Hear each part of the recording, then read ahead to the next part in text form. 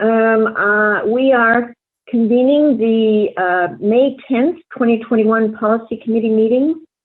We have another very full agenda for the next 3 hours, so we're going to have to be very disciplined in order to get through the whole agenda today. So we have here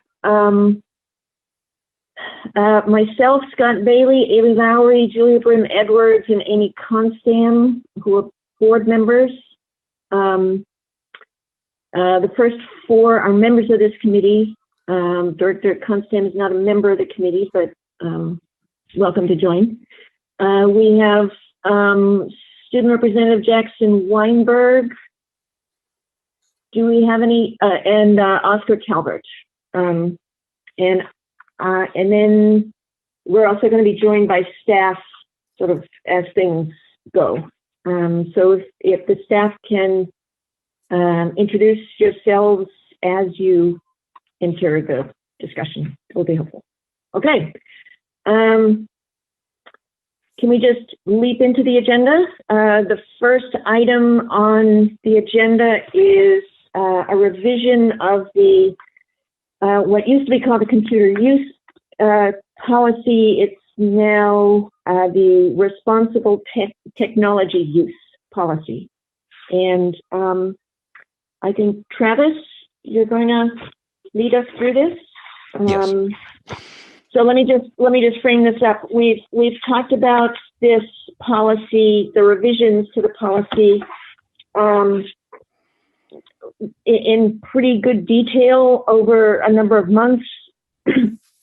I think the point at which we left it at the last meeting was at the very beginning, the top of the policy under number 1 scope, where we were looking for some language that kind of framed up what the purpose of this policy is, and some refined language to sort of set expectations for students and staff about what they can expect to happen or not happen when they're using district technology. Right? Correct. So anyway, take it away. Okay. See, just introducing myself, I'm Dr. Travis Pocky from the Office of Technology, and just wanted to kind of come up with at least some suggested language for this. So I'm going to try and share my screen real quick. And this was actually added to the policy itself as a proposed revision. Let me know when my screen comes up.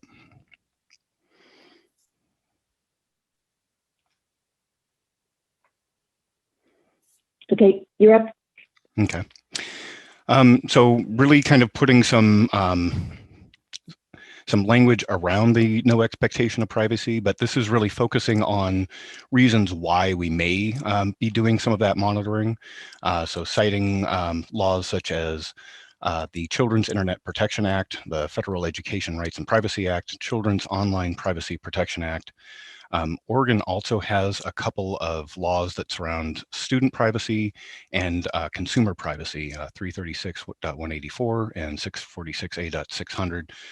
So citing those laws or others for reasons both explicit or not, students and staff should have no expectation of privacy while using PPS systems. So I really appreciate this proposed updated language. Because I think it gets to a little bit like, here's why it's not just a big brother thing. And so I like this. One of the suggestions I would have is, I know a lot of people know those acronyms. I don't actually know them all, like exactly what they are. So it may be good to spell them out and then do the, FERPA behind, or the acronym behind. And then I'm wondering if there's and this is a question maybe for the lawyers, a general description of what the ORS 336.184. So if you're a non-lawyer, it doesn't mean anything? So is that the section of statute that deals with X? Just again, to try and make this a more accessible definition to non-lawyers. I think it does it. It just, there's a way to put it in, I think, layperson's language that. We can add that. We can add, typically we've put the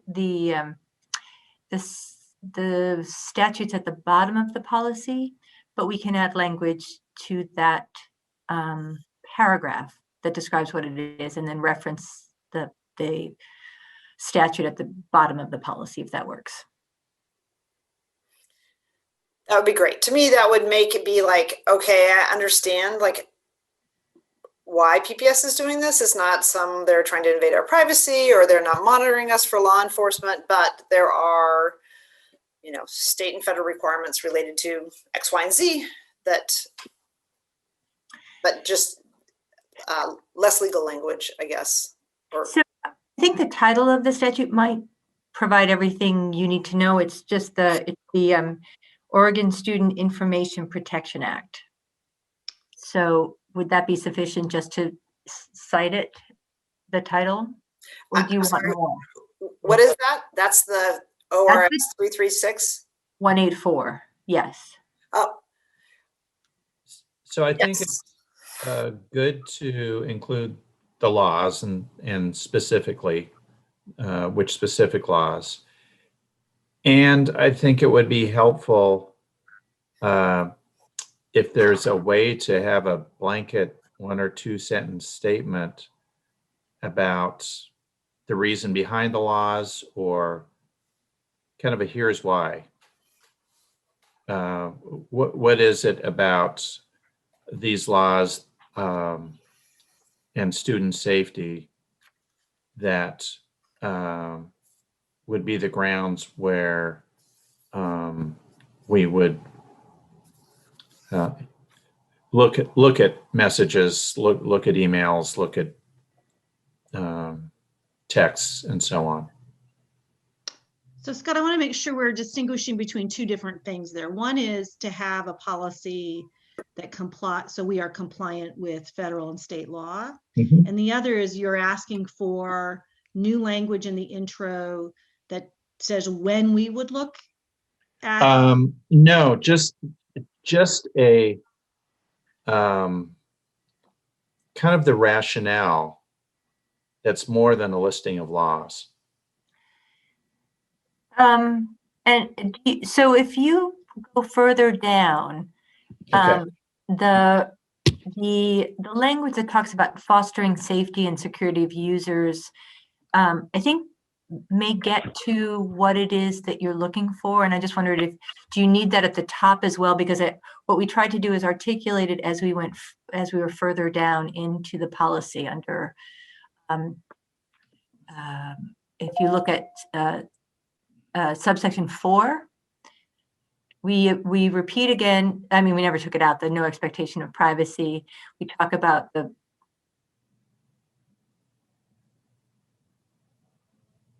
cyberbullying and anti-harassment, things like that. Is that, think we need more than what's included?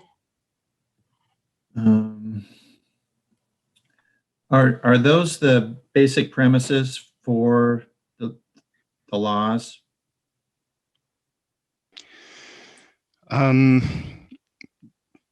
Yes, but one of the other aspects we're trying to cover here is one of the things I've mentioned before, which is the very nature of systems is that they are monitored. So an alert may trigger that something bad was found in somebody's email account, and that's not because somebody was going through and manually reading their sent items. It's because a automated virus scanner went in and found that.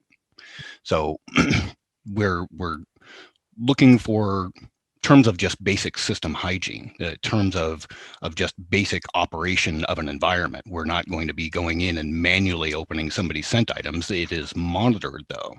So I think part of what Director Bailey is getting to, Travis, is I think this is your area of expertise, and Mary knows more than I do, but I think there are two big umbrellas. One is we want to protect people from exploiting you on a system where otherwise no one else can see, because these are children in our systems. The other is we want to give privacy to things that are personal to you, like your education records. So we want to protect that which is not shared publicly on a regular basis and can't be by law. And we want to keep sort of bad people from coming after you and sending you, exploiting you, or there's a whole spectrum of exploitation that could happen. And I think those are the two big pieces that these statutes try to cover. Does that help? That does. And thanks, Mary. The references in section 4 are part of that. But that one or two, that statement was, I appreciated that. And I also wonder if we should state, maintaining a good IT system means we do this this automated, not looking for anything specific, but looking for threats to the system, which may turn stuff up. Or threats to students. Actually, that's the exploitation part too. Right. And the threats to the system may be threats to individuals, or it may be a ransomware, or, all that stuff. And I think it's for those three, or at least two reasons, there will be no expectation of privacy.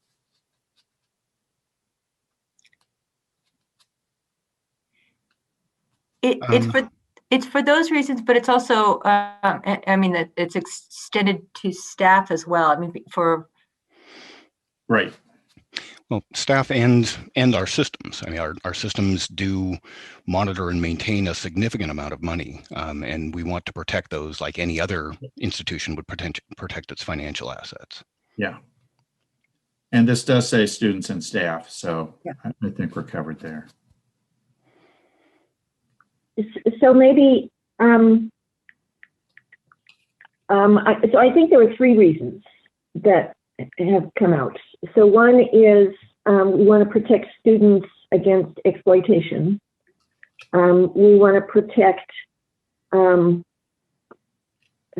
want to ensure that records that that are protected by law continue to be protected. And then the third is the integrity of the security of the system.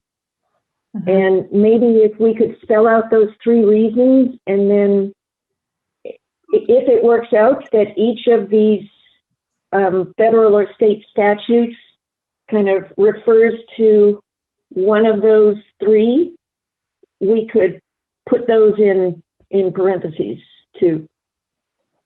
I don't know. Does that help?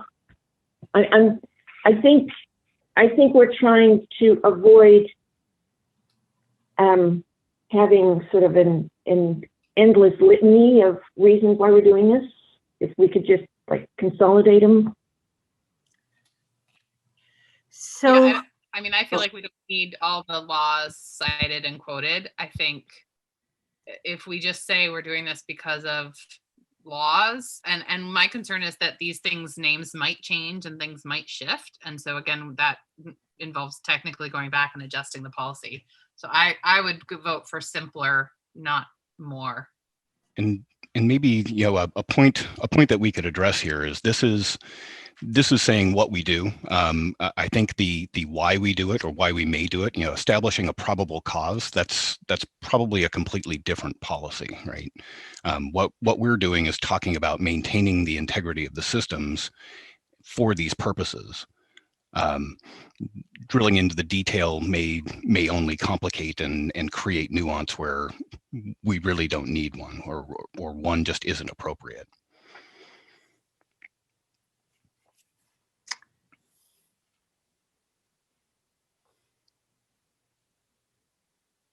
So okay. For the next, oh, go ahead, Rita, I'm sorry. Go ahead. Oh, so I just wanted to get some clarity as we take this back to wordsmith it a little bit more. I've heard to kind of distill it into essentially 3 buckets: integrity of systems, safety of student. What was the third one, Rita? Protecting records. And protecting records. Yeah, protecting records. And then I'm hearing keep it simple. And so what we can do is perhaps change that paragraph to that distilled idea, and then move the references to the specific laws to the bottom of the policy and spelled out so it's not acronyms, and we can put the sites there as well. Does that sound like something that work for you all? And I think just what you said, Mary, in terms of those 3 bullet points, that satisfies what I'm looking for. Okay. You know, just these laws represent our values of, we want to protect students' privacy, we want to protect the system, we want to protect, make sure that students and staff don't get taken advantage of. However you worded it, I think we're good. Okay. So I think that works for me, as long as you have something that indicates that the information is at the end. I mean, the other way you could do it is just put in parentheses the laws in parentheses afterward, like right afterwards, so that you're not having to go to the end of the policy and connect. I don't know, that we don't footnote policies, do we? I'm trying to think. We typically we have put the legal reference that buttresses the policy, so that has been what we've done with a number of our policies. We don't have to, but that's been a kind of a standard. Yeah, I guess, but and maybe it's I don't even read those anymore, and that it's good to know they're there if I want to go there. But I guess it's like, how would people connect a string of statutes with what we're referencing here? I say. Well, we could, instead of just using the acronym, you know, like, we could put everything at the end of the document, but spell out the acronyms. So that would get past it's just an endless string of unknown statutes. Would that work? Probably. And there's probably not a lot of, this is more of like a layout type thing. So substantively, I think what you've got there, what that works, it's just my bigger issue that can be solved outside of this committee meeting is just how do you make sure you connect that to this other thing, since we don't do footnotes. And I just want to emphasize one point that I had made before is, you know, it's these laws and others. So, you know, I want to make sure that we're not bound by, you know, compliance or with a particular law before we go and investigate a problem. So, you know, student or any kind of suspicion of abuse or anything along those lines, there's policies and procedures of how we have to go about that. But I don't want to get in the position where we have to spell out each one of the things that we might be complying with in order to do that monitoring. Gotcha. Okay. I heard you make a point before, and now that really sinks in. And that's why I think stating the values up front, this is the point of it. Good point. And then we can say, we can do that addendum with current laws. But by making it a little more encompassing up front, then we don't have to go in and change the policy every time there's a change in law, because we're stating, you know, we're doing this to protect students and in accordance with privacy laws, or if that's the right term. Okay. Awesome. We can do that. Okay, can I bring up a timing question? So I think we want to have this policy on the books, this revised policy on the books before the start of the next school year. And we're starting to bump up against deadlines. So if the committee members are okay with kind of, if you think we're heading in the right direction here, I'm going to make a suggestion that Travis and whoever kind of go back, recraft a sentence or two, and send it to the committee members prior to the next board meeting, so that we, with an eye to hopefully forwarding it to getting it out of committee and forwarding it to the full board for consideration at the next board meeting, which would allow us to do the 21-day comment period and still adopt, all, assuming everything works out, and still be able to adopt it before the end of June. So Rita, just to clarify, you're not talking about tomorrow's board meeting. You'd like it, say, No. in a week's time? Yes. Okay.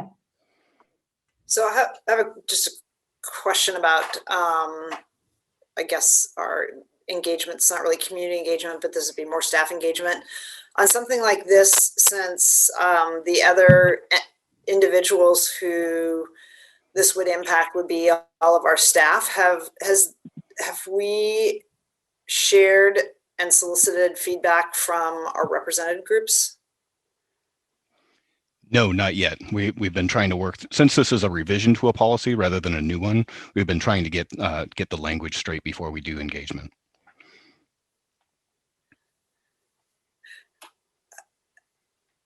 I thought our approach was going to be to generally to get feedback before we send something out for first reading, or is it the first reading is going to?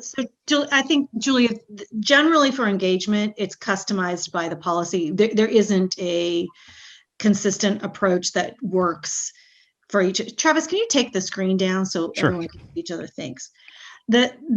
So in general, I don't think we can say that for every policy the steps are the same. For this policy, which is fairly compliance driven and updated, our usual approach with any policy is to send it to our labor partners to let them know that this is happening, and we will do that in this process. But that isn't a separate, discrete engagement step that takes more time. It is actually part of where it'll go coming out of this committee, headed towards a first reading. Okay. And If I can just add, and when we discussed this, when we were talking about development, where we thought the need for engagement was going to be in the administrative directive, because that's going to be the how things are. For example, if it does need to be a review of a student's records or something like that, how is that accomplished? What administrative steps need to go in there? And we have discussed, and we discussed it with Nathaniel, who was on the subcommittee, or in the group that was working on the development of the policy of developing an engagement plan for the administrative directive, because that's the kind of the nuts and bolts of it, and wanting to make sure that everybody understood what that was going to look like. So then my question, I understand the sequencing. So this will be sent separately, not just to PAT, which I know always gets, because it's also a condition of the CBA, but also to all of our other represented groups? Yes. With a clear, we welcome your feedback, and here's the timeline? I actually don't send them, Julia, but I'm sure they say something like that. I have confidence they're not just showing. I was looking at Roseanne when I was saying that. You probably did not know that.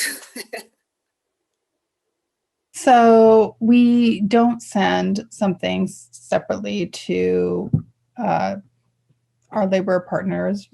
They get the notices of meetings and the agendas, but we don't solicit public. I thought we had a direct that was part of our policy process where Rachel, maybe it comes from Rachel, that we went and I don't want to overstate and be inaccurate in any way. And I fear I already have been. So, but we do have a part of the process is that policies that affect employees and how they do their work go to our labor partners. So if we're not finally tuned on that, I guarantee you after this conversation, we will be on this one. Okay. But that's, so so we agree on the principle, and I don't want to overstate what's been happening, but we'll make sure that happens. Okay, great. I understand the sequence, and just Yeah. if somebody can confirm that is the actual, what that will actually happen, that'd be great. Yes. Thank you. Yes.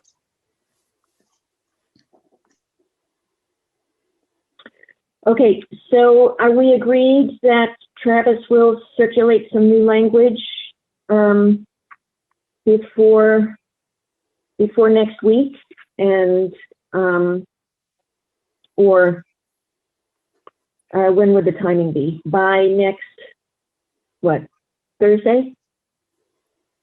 And committee member, any committee member who has who wants to tinker with it would circulate suggested edits so that hopefully we can bring it before the full board at the next board meeting next Tuesday. Okay. Just another process question, sorry, on something like this, because there's the staff piece and then there's the sort of students and family. Do we ask the district student council for feedback before we first read, or is it happening in the committee process through the representatives, or do we send them something as part of like, hey, we had this first reading, it impacts students, weigh in if you want?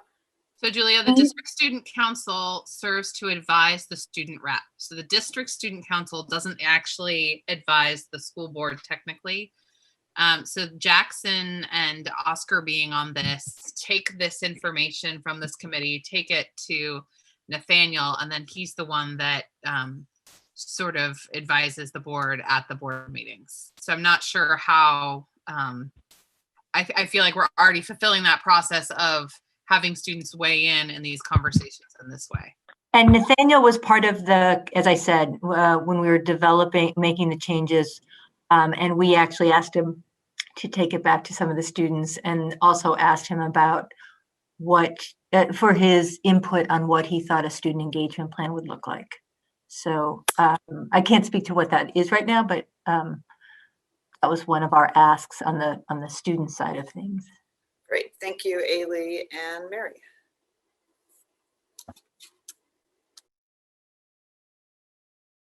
Okay. All right, so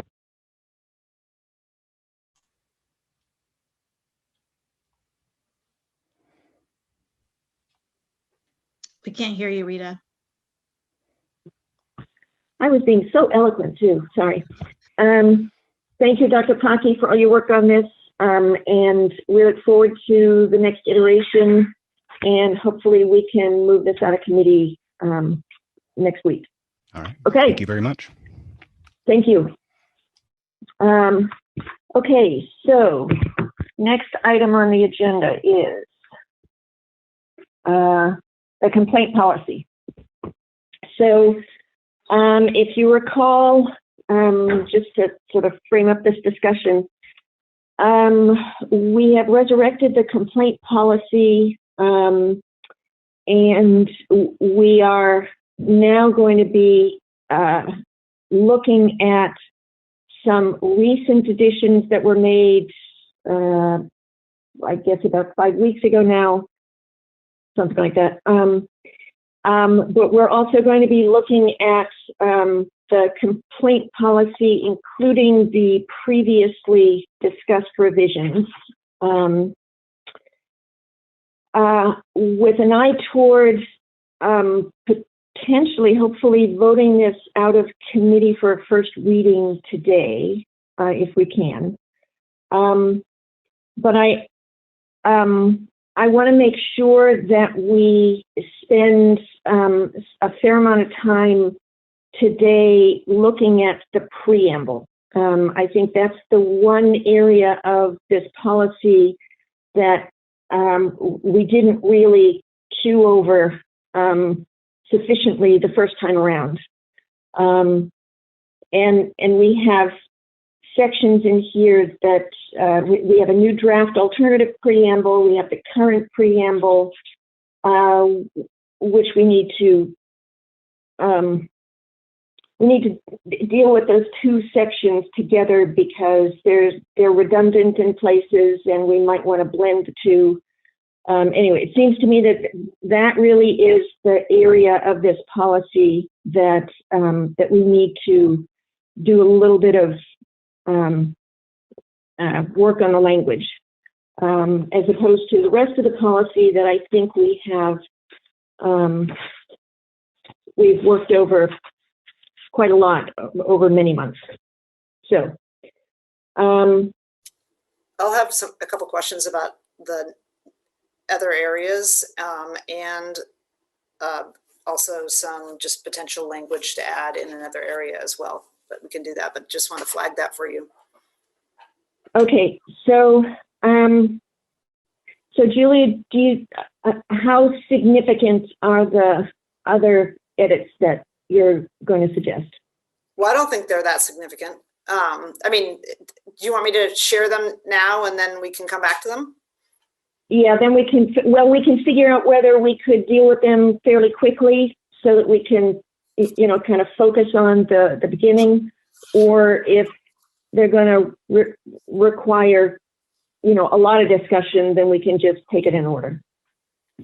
So why don't you give us what you got, and then we'll go with it. So I first just have one piece of information also that I'm going to want on numbers. And numbers 1, and I'm sorry, D1, D12. Wait a minute. D is in dog? Yeah. Okay. D1, D12, and E1.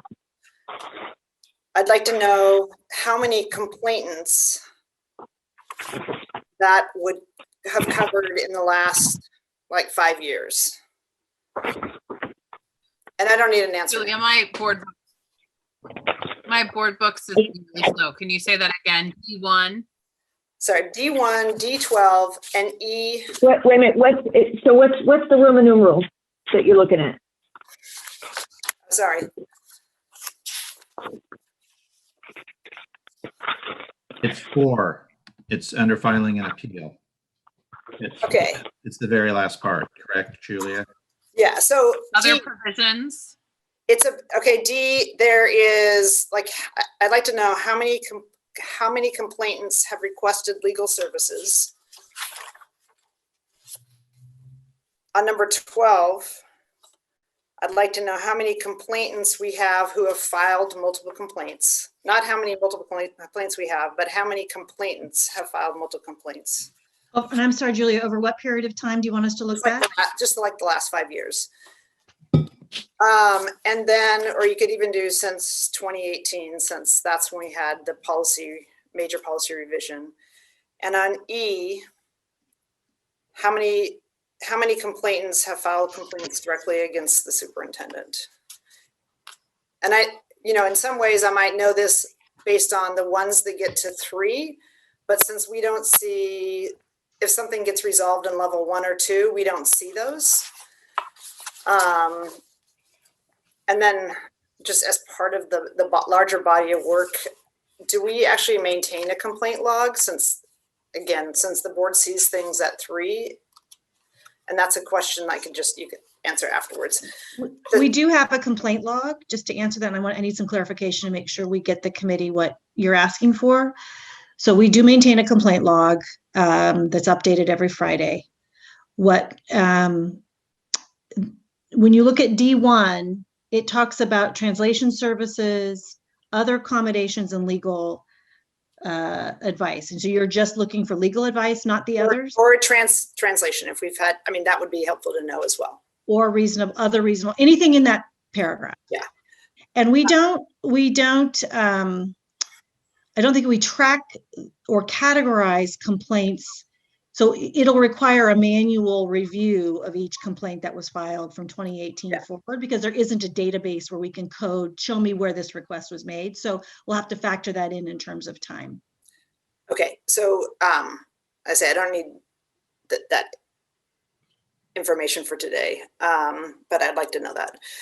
But so the language, Rita, specifically that I would add is on, let's see, my version doesn't have a page number, so it is in the red line version.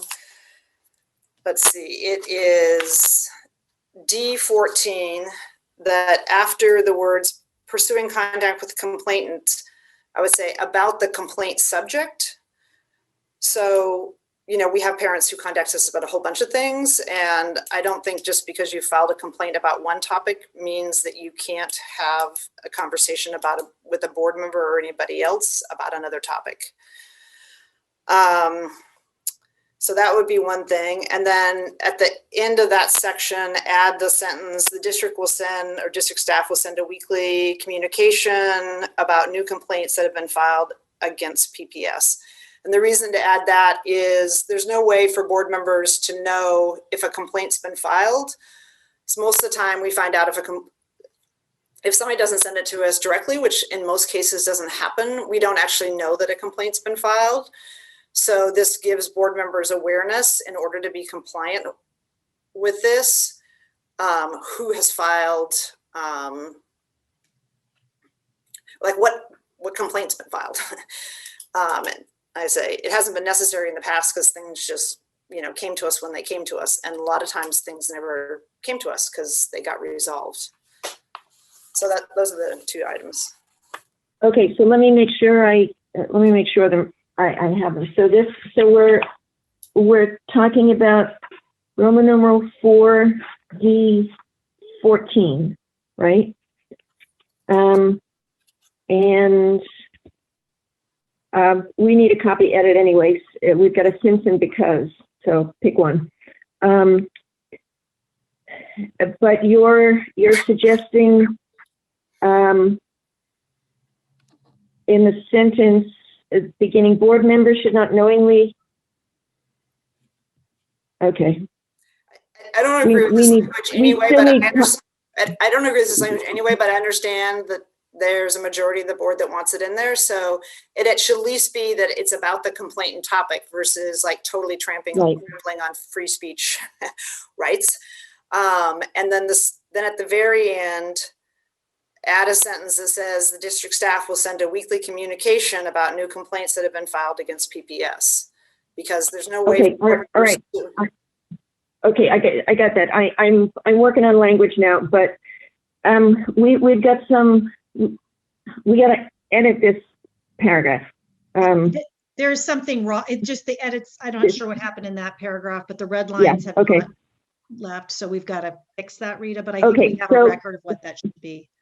Well, can I make a suggestion of what? Okay, so either since or because, I don't care which, but pick one. And then the second sentence: board members should not knowingly initiate. So delete refrain from. Right? Should not knowingly initiate or continue. Delete the ing. Can we delete or pursuing?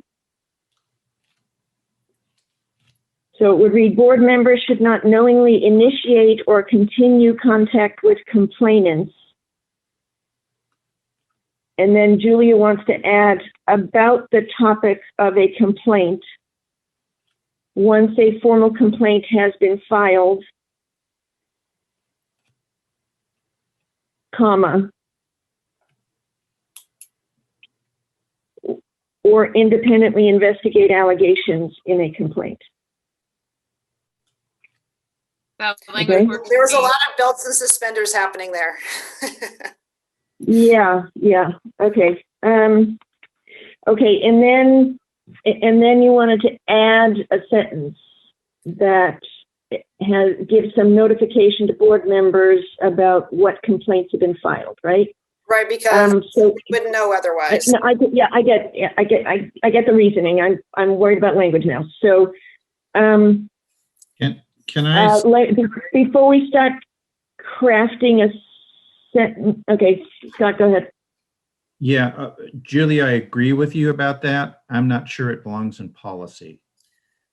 I totally appreciate that, if you don't know, you don't know, and you need to know in order to follow the policy. That seems to be a procedural piece. To me, it's fundamental. I mean, if board members are going to be held accountable to the policy, then the district staff needs to provide information to the board so they can be in compliance. Just my point of view. Like I say, I don't agree with the overall. I think it impedes on board members' ability to do their work. There's a disagreement, but I do think that if we're going to stipulate here's what's required of board members, then it should be, and staff should provide information. I don't see what harm it does unless the district's not going to comply. Well, I think one could argue that since the word knowingly is in that sentence, if you had in the AD a provision that staff would provide regular notification to the boards, then I think that would satisfy. Well, I'll just say the other things that we're supposed to get on a regular basis don't always happen. And again, I feel like this is going to be something, the expectation that board members do. And so then board members need to have the information or we need to have a link that we could check ourselves to where which could be another way to do it. If there's a log, just give board members the link and they can look, and if board members don't want to check, that's their way of checking. But it just seems like if there's going to be this statement made and otherwise it seems a little bit like a gotcha, like you should have known. I mean, parents contact me all the time about stuff, and who's to judge when you knew? Well, another way to do it is if you get contacted by a parent, you could include as a standard question, have you filed a formal complaint? I get so many emails. I'm not gonna ask people whether they filed a formal complaint because we're not wanting people to file a formal complaint. I mean, we're wanting to solve issues before they get there. And I mean, the vast majority of communication from parents, we don't want to drive them to that complaint process. In fact, a lot of times they're just looking for information. So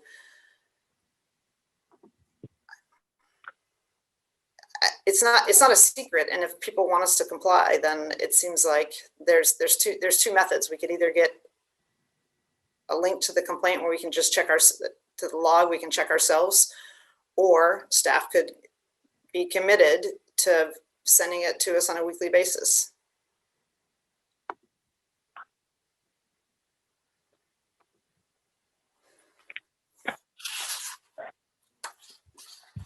Okay, other board members?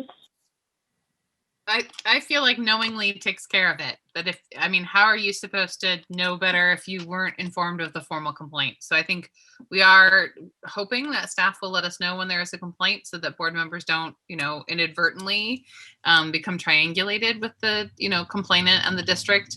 That would be my hope, so that we would be aware.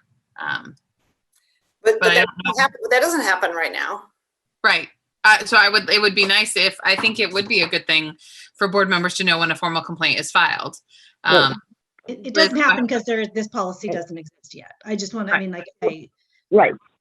Yes, this is a revision. So it makes sense that the procedure doesn't currently exist. Liz, but what are your thoughts on asking staff to let us know when a formal complaint is filed, so that if we're also having parents contact us, we're at least aware that they've also filed a complaint? I think I think the substance of the amendment, you have to have some way to notify board members, otherwise board members can't comply with this language.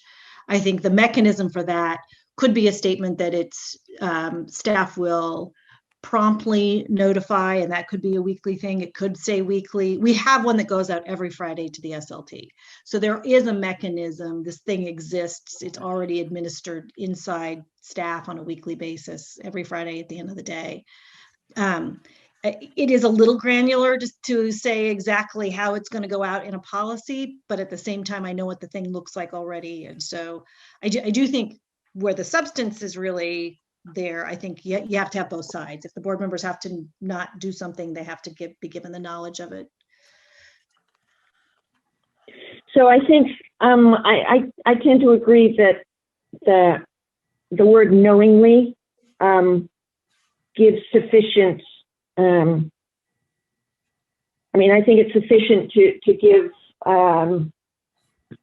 board members give staff a directive to inform board members and allows board members to have some confidence that it won't be a gotcha situation. So,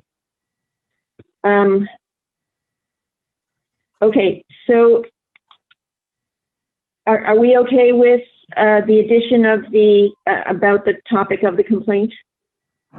Okay, so Liz, this paragraph still has some mess. I don't know what happened to the redlines. Yeah, we'll get that cleaned up. I'm sorry. It's easily fixable. It just needs to be fixed. Okay. All right, Julia. Any other? Oh, that was it. Edits? Okay. Okay. Does anybody else have any other suggested edits? Otherwise, we'll turn to the preamble.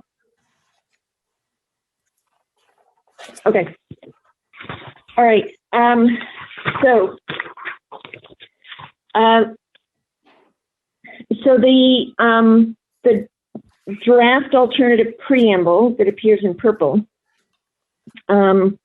was added by staff relatively late in the game when we were looking at this policy prior to March. And I think the intention behind it, as I recall, was to kind of frame up this policy as just one element of a broader effort by the district to be more responsive to concerns and note that there are multiple ways for families to address concerns or complaints they have well prior to invoking this complaint policy, the formal complaint process. So I think that was the intention, and we didn't really get to wordsmithing it. So I guess let me ask a kind of general question. Are committee members okay with kind of the thrust of this alternative preamble?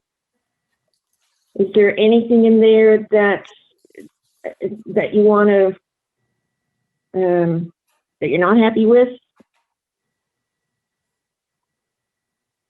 Some of the pieces of it are redundant with the existing preamble, so we have to figure out how to, I think, probably blend those two.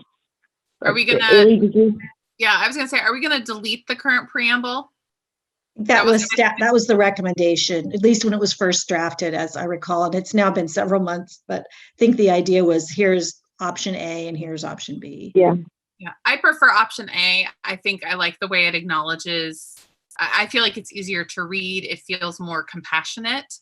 And I also think like it does a good job of saying, I love the acknowledgement of the complexity of PPS and that we can do better.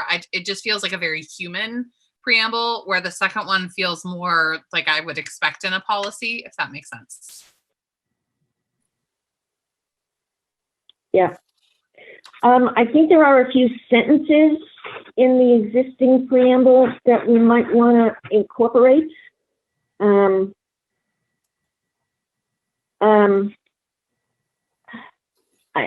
kind of like the idea of Portland Public Schools welcomes expressions of concern as opportunities to learn, clarify our intentions, and engage in continuous improvement. It's a little bureaucratic. I mean, it's more bureaucratic, but I kind of like the idea behind it. So, and are you suggesting that they're eliminating the word maintaining strong relationships includes having a fair, accessible process in which complaints may be addressed in a timely manner? Is that already in the new preamble?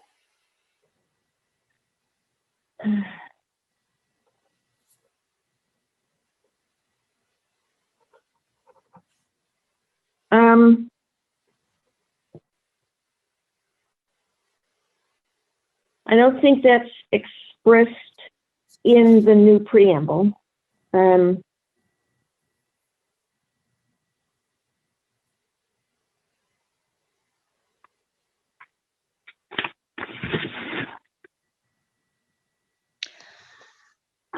So here's another possibility.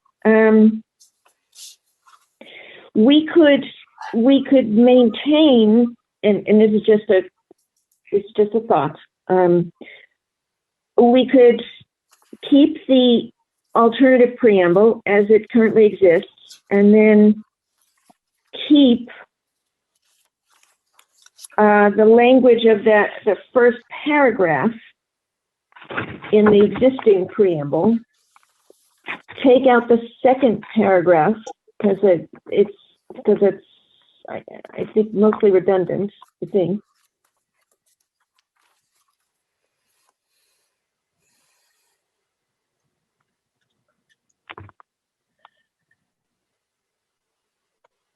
Well, I don't know. Okay. So here's where I'd like us to end up today. I would like us to finalize the language in this preamble so that we can get this out of committee. I think we can do it. It's going to require, it's going to be a little messy because we're going to be wordsmithing on camera. But I don't think the wordsmithing needs to be terribly complicated.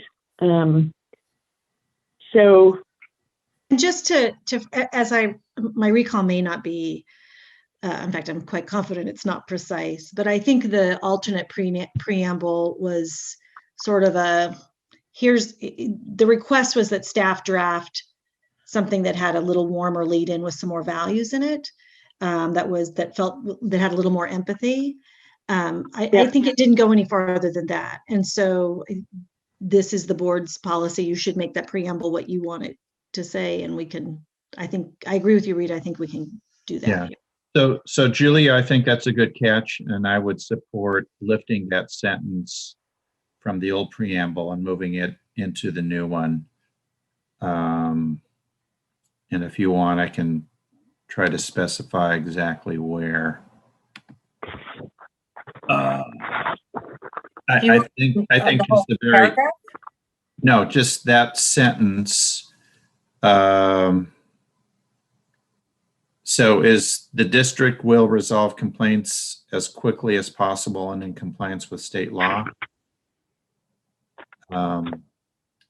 Lifting that sentence from the old and making it the last sentence under the new, right after social justice period.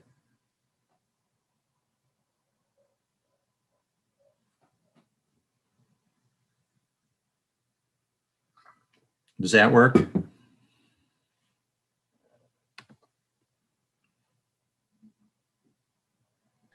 I want to be sure I'm tracking just so we get the edits right in translation.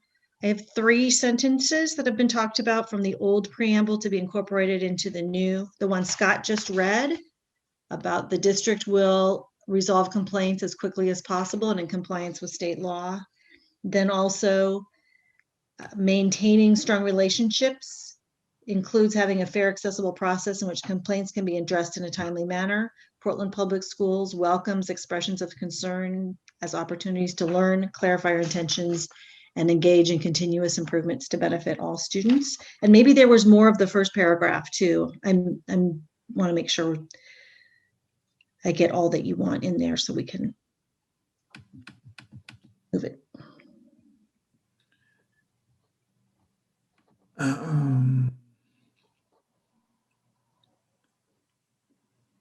Julia, I think if you're talking to us, you're on mute. Yes, sorry, thank you. It may be better to put this up on screen so we can see what it is that's being proposed to be struck and be moved and be agreed to. It seems like we're down to 3 paragraphs. That might be an easy way to. Kara or Roseanne, can you put that up there? Pretty please. Thank you. So I would submit that the sentence about maintaining strong relationships, I think that sentiment is covered in the new preamble. When we talk about core values like respect and relationships, when we have conversations. Just want to check to see if there's agreement with that. It's not adding that line with keeping that out. Is that what you're saying? That's what I'm suggesting, but I just want to make sure. The maintaining strong relationships, Scott, was just mainly a way that I think the sentence linked to the previous sentence, which is now being eliminated. So it was more of a carrying a train of thought from one sentence to the next. So right. The most important thing is, to me, in that sentence, the fair, accessible process in which complaints can be addressed in a timely manner. Right. Roseanne, can you shift down a little bit so we can see that? A little bit more. A little bit more. Up. See, it's the 4th line down there. It's just that maintaining strong relationships is really just the link to the sentence before. Right. So I think that a little bit further down is where I plucked out that we will resolve complaints as quickly as possible. That's the so it's the last sentence in the second paragraph, that paragraph. Yeah. So I think that gets at the that timely manner. Just says it differently, and in fact a little bit more urgently, I think.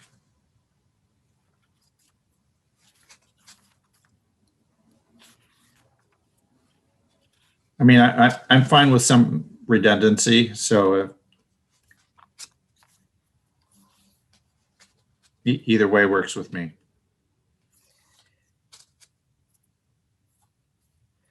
So just from a standpoint of accessible, it looks like is the family resource coordinator, is that something, I can't tell what the 1, 2, and 3s are for. Is that an actual link, or is that just?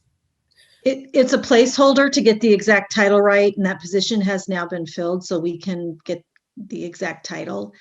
We weren't sure. It was, I think when this was first started, it was a concept. Later it was posted. Now Jamal's been hired, actually. So yeah, so I just, in terms of accessible to families, I would have that be a live link, the family resource coordinator, whatever the name is. And also there should be a live link that if you want to file a complaint, like here's the same sort of thing. Yeah, we can do that. Because if we have this whole thing on here's how you file a complaint, but there's never any, like, now you have to go find where to do that. So a question, do we want to actually name that position in the policy when the job title could conceivably have a new name in a year? we went from ombudsperson to, or ombudsman, whatever it was, to this. We can So- genericize it enough that it's Yeah. a resource for families. We But can- keep the live link as Julia suggests. We can do that.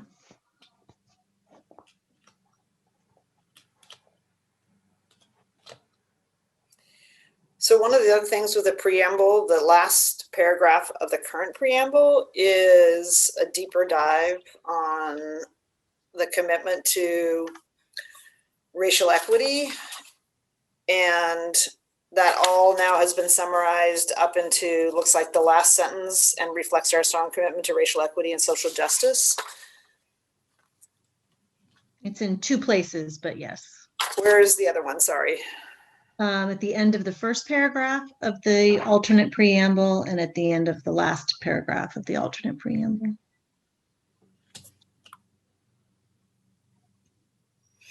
Yeah, so we say twice, a strong commitment to racial equity and social justice.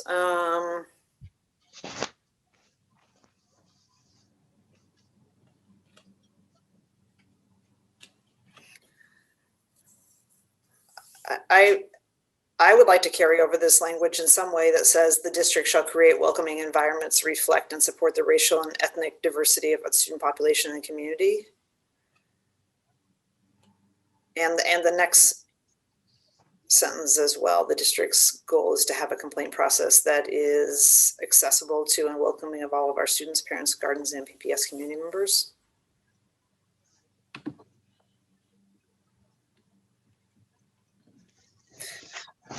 Because to me, that speaks more to like how you're going to do things and creates a more specific expectation than just we have a strong commitment to.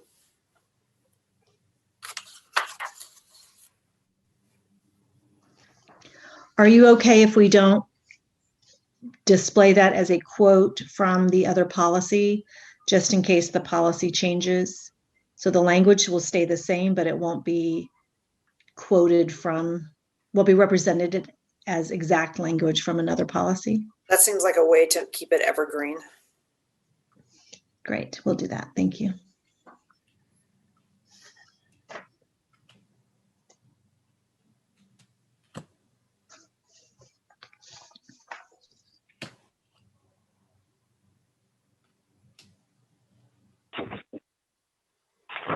Okay, are we done? Yeah, I have a copy edit. so I would Go ahead. support Julia's suggestion of including those. So just to be clear.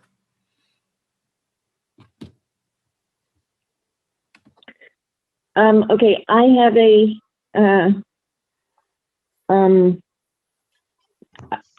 it's just copy editing. So we have what appear to be footnotes. I'm assuming those are leftovers from something. Are you talking And about the we'll be family taking- resource coordinator? Well, family resource coordinator at the end, concerns at the end of that paragraph, and then administrative directive in the following paragraph.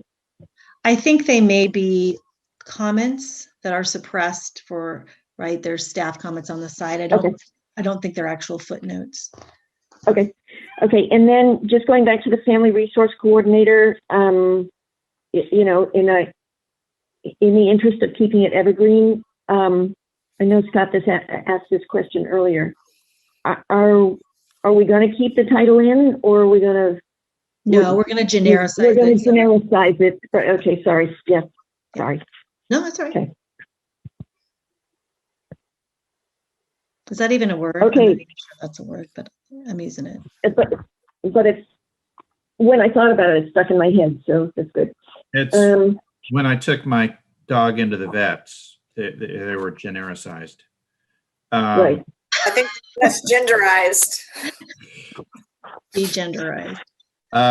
Just wondered if Oscar or Jackson had anything to weigh in on, or is this like you guys are thinking just get this crap done? I like Julia's edits. Also, I was just reading like the current one. I like generally just like the last paragraph of the previous one, and it starts with the district serves a diverse community and ends with treating everyone with respect. If we were going to keep only one from that, I'd like to keep the last sentence. I feel like that's kind of like a good ending sentence to the preamble.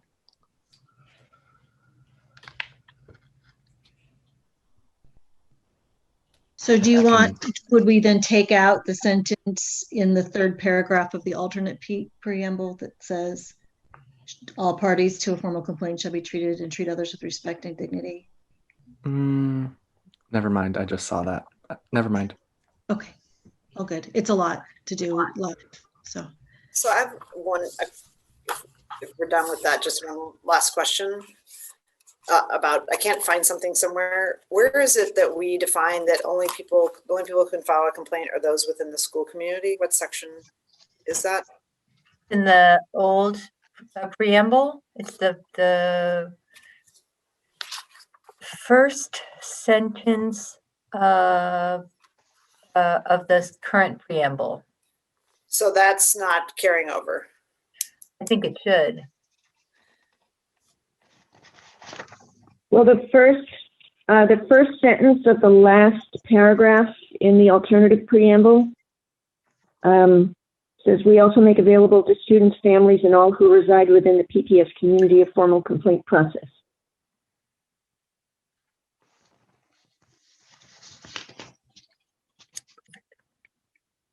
I'm sorry, you're saying in the new preamble that's in there? Where is that? In the new preamble, the last paragraph, first sentence. Okay, so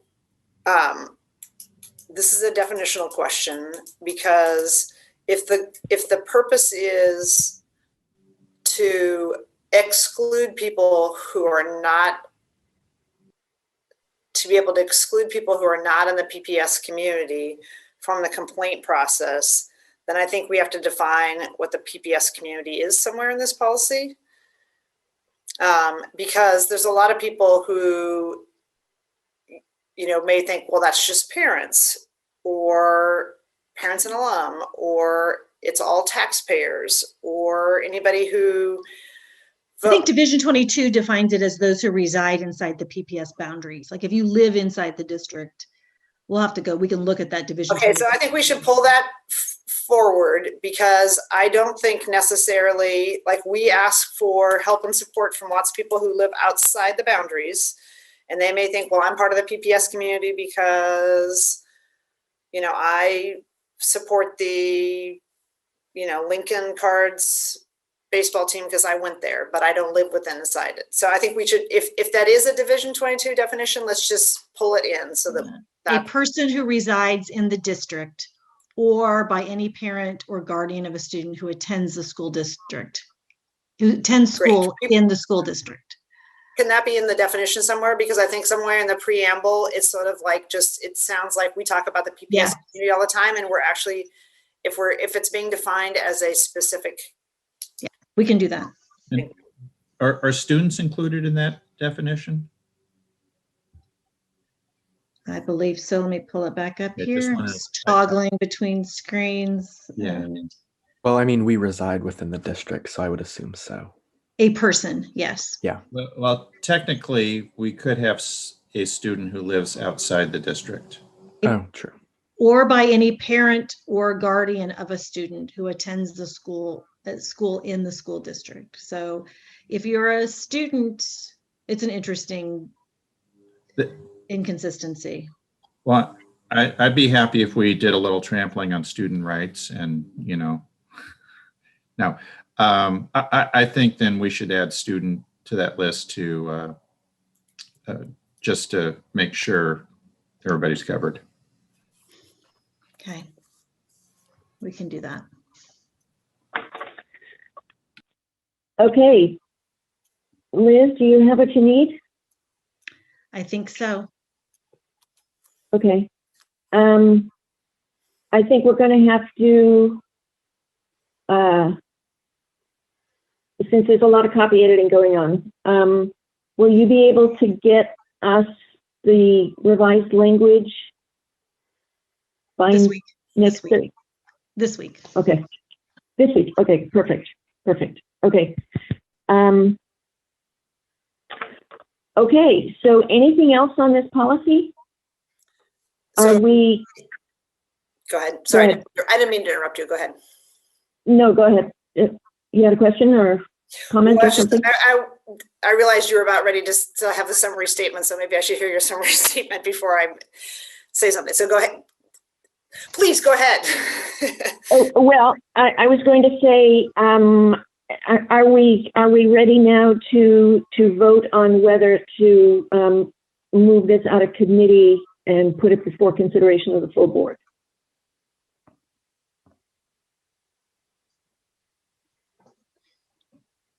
Okay, any objections to voting on this? Well, I don't object to voting on it. I'm not supportive of moving out of the committee because in March we decided we needed to have parent engagement before we moved ahead. So I don't object to a vote. I just am not supportive of moving. Okay. So so can we take the vote now? So all in favor of moving this out of committee for full consideration by the board, please say yes. Yes. Yes. Opposed? No. Okay. Okay. So this will be on the agenda for the next board meeting next Tuesday, right? No. But you're 2 weeks from tomorrow. So not tomorrow night, but the 25th. not tomorrow. Yes. Yes. Sorry. Okay. All right. So we're a little behind, but I think we're making good progress. So, but I am mindful that we've got another hour and 3/4 to go. So how about we take a 5-minute break, and when we return, we'll move to the next topic, the anti-harassment policies. Okay? So we'll reconvene at 5:21.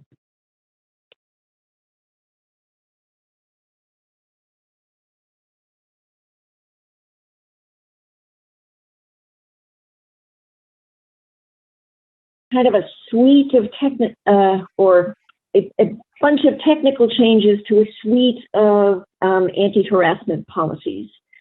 And I think Mary Kane is going to take the lead on this one. Right. And take it away. Can I just give a shout out to Mary Kane's awesome matrix she created for this? It was fabulous and very easy to understand. Thank you. oh, good. Well, it helped me as well as as I was going through it, because it is a bit complicated. So that may be the best thing to turn to at this point. Can we put it up on the screen, Mary? That would be, if Roseanne or Kara could do that. we'll put it on the screen. It will not be Mary.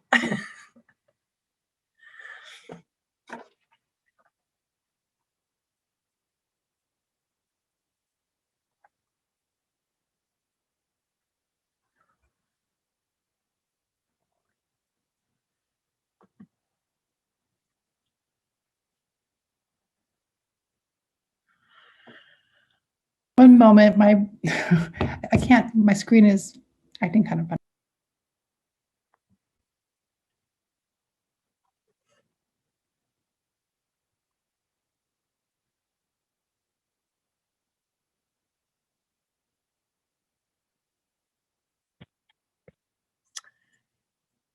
Thank you, Roseanne.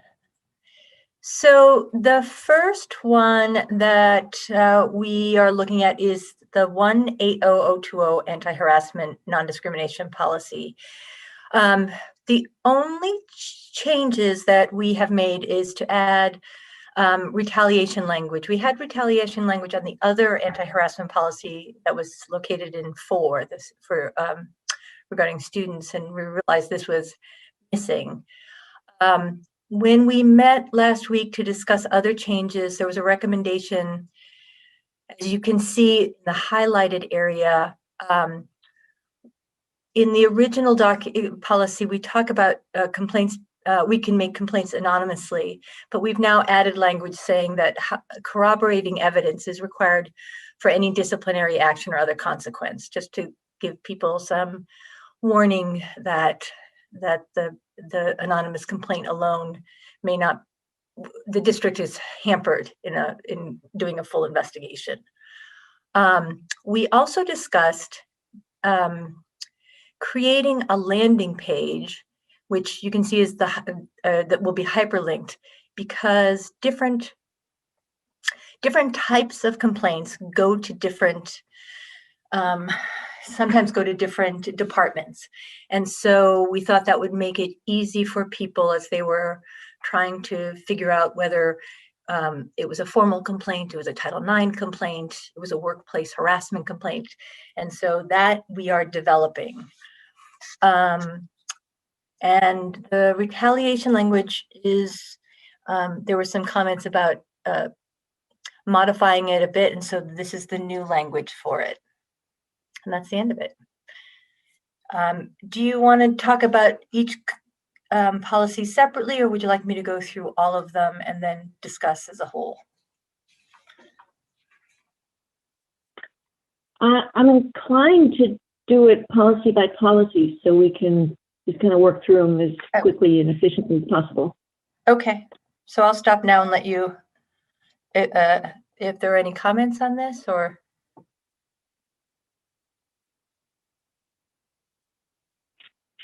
So we're looking at the 1.80.020 policy, right. Non-Discrimination, Anti-Harassment Policy.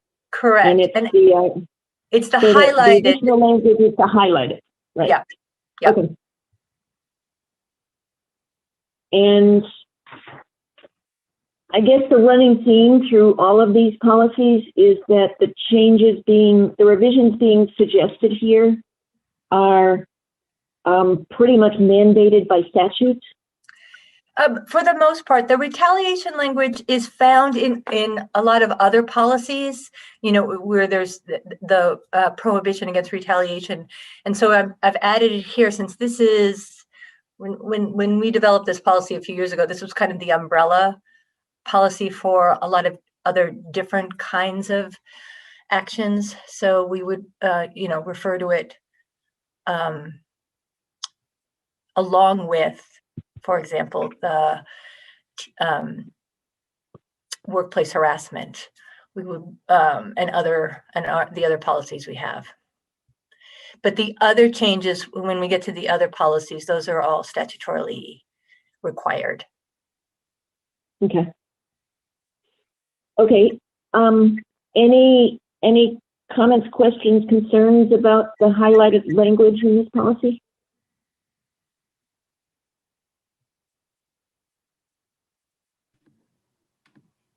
Are we ready to vote whether to send it to the full board for consideration? Okay, all in favor, say yes. Yes. Yes. Yes. Yes. Any objections? Okay. All right, that was easy. Yeah. So the next one we're looking at is in the student section. And this is what I did here was we had on the books two policies. The one was 4.30060, which is the Anti-Harassment Policy, and the other one is 4.30070, which is the Teen Dating Violence, Domestic Violence Policy. The Anti-Harassment Policy focuses a lot on bullying, cyberbullying, and a lot of the goals of the two policies were related. And what we've been, as we've mentioned in other committee meetings, looking to make things a little more user-friendly. So rather than having multiple policies, trying to condense them so it's easy for people to find what they're looking for. So what we've done is put the two together. And so what we're suggesting is that we adopt the changes. I added the language from the teen dating and domestic violence policy into the anti-harassment policy. So I just put it directly in there. And then I am suggesting we change the name of the anti-harassment policy to the Student Anti-Harassment and Teen Dating Violence Policy.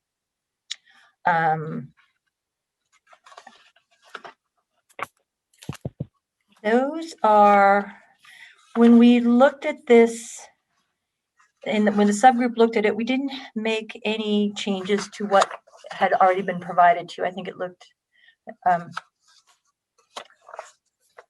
think the group thought it was sufficient.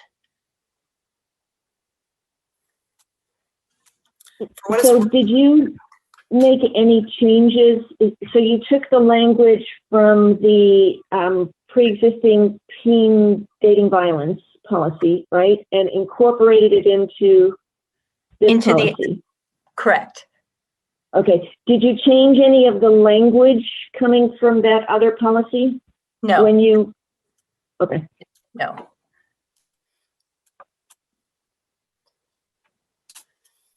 Did I hear, Julia, did you have a question? I thought I heard a voice. No, I was going to say, for what it's worth on almost all of these, I'm not going to have much of an opinion because I was on the work group. I mean, so just for what it's worth, I'm okay. Good with them. Although Julia, you did have some questions about the title, so I am looking. That's true. So the other option is we have a couple of options. We can call it the Teen Dating Violence / Domestic Violence and Harassment Policy, or the Student Anti-Harassment and Teen Dating Violence Policy. Two options. I think we should avoid the word teen. We might have some precocious 12-year-olds out there. It's true. It's the name of the statute, but we can absolutely change it. How about if we just say Student Anti-Harassment and Dating Violence Policy? Perfect. But I was, yeah. Okay.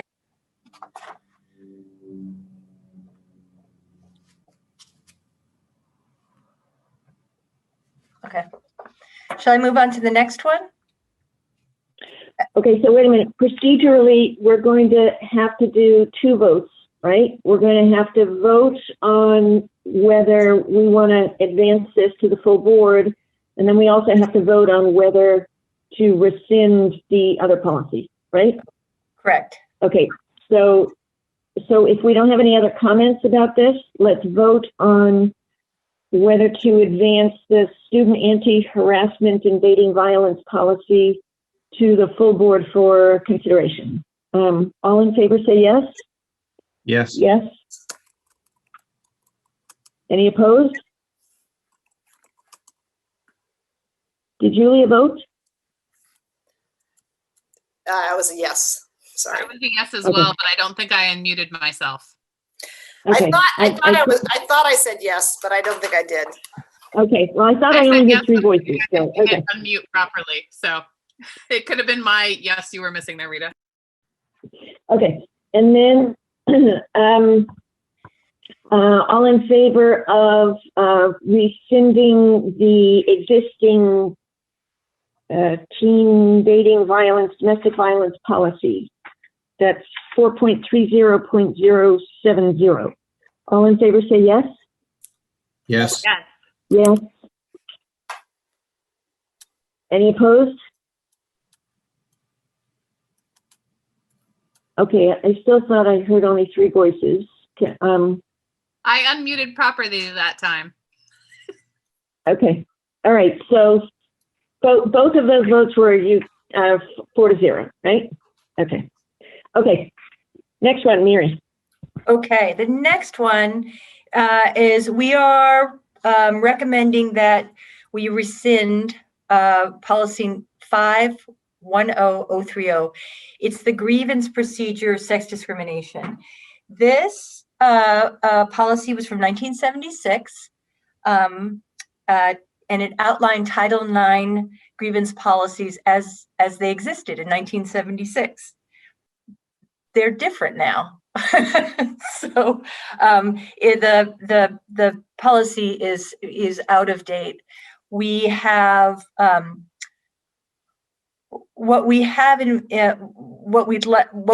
place to already for people to make Title IX complaints is we have a student-to-student Title IX administrative directive that was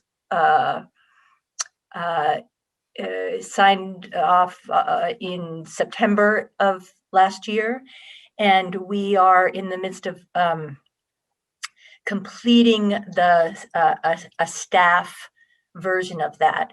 The reason that we want to put it into an administrative directive is with the new administration, the regulations that were promulgated under the last administration are likely to be changed. So we'd like to, we wanted an easier mechanism to pull the Title IX procedures once they change, if that makes sense. Okay, so let me just ask a question. Correct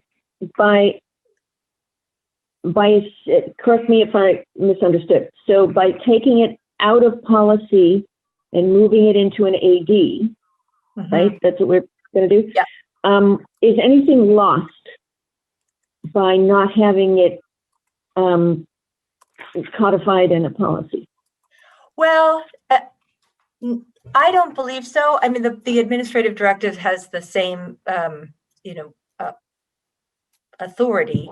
It just describes the protocol, and we have that on the adult side. This is dealing with when we're looking at adult grievance procedures. We have that already incorporated in the workplace harassment policy as well. So what we are missing right now is Title IX has slightly different procedural rules, but what we have in place are state policies, state statutes that are actually broader than the Title IX regulations. And those are covered in our workplace harassment. Those are covered in actually the teen dating and domestic violence policy language. So I think I believe we're covered. But for the additional Title IX administrative directive that I have to put forward. Okay, so I guess let me ask it a different way. Okay. I think it's the same question, but just a different approach. So in an effort to make sure that every AD is attached to an actual policy, what policy would this AD be attached to? The 4-point, the one that we just passed, the one that we just voted out of committee? So yeah, so on the student side, the Title IX AD will sit under the newly revised student anti-harassment and dating violence policy. So it will sit under there because okay. And then on the staff side, the one that we're completing, will sit under the workplace harassment. Okay. Okay. So that is it. Okay, but so I'm not hearing any other questions or concerns. I just want to check because we're going to have to vote on whether to rescind, right? Yeah, Yes. I'm like Julia, Rita. I was in the work group. I already got to go through this with Mary and ask my questions. I was an hour late to the meeting because I got confused, but Mary graciously stayed on, worked with me, helped me go through all the things. So I'm good on all of this. Okay.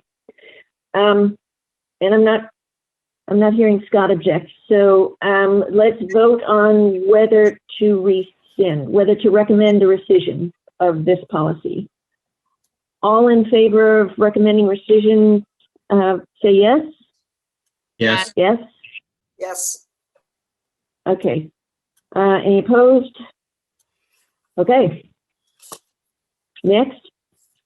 Next one is the workplace harassment policy, and I in this subgroup I had to apologize to everybody. I know we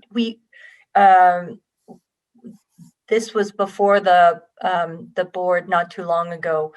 When I was looking at trying to create fewer policies, what I realized is that in order to comply with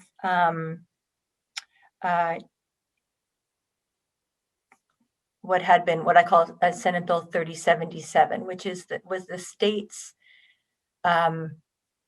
was Oregon's desire to keep Title IX provisions, the protections in place, knowing that the federal regulations were going to narrow the protections.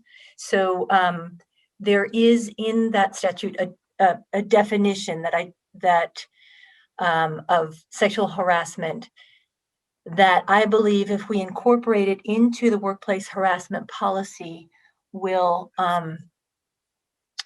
make us compliant with all of the Oregon statutes in play. So there are three. There's 342704. That's the Senate Bill 3077 that I just mentioned, as well as the 659A and 243 sections, which are the employment statutes. So it's pretty simple. It's just a definitional. We're adding a definition for sexual harassment. And you can see it in the draft where it's under section 3. What is the definition of sexual harassment? We've changed it from assault to a broader harassment.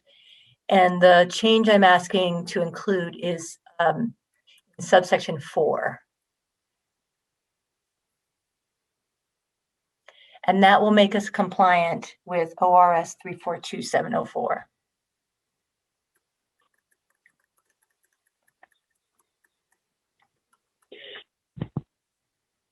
So am I correct in thinking that this is kind of an elegant solution to one of the issues that was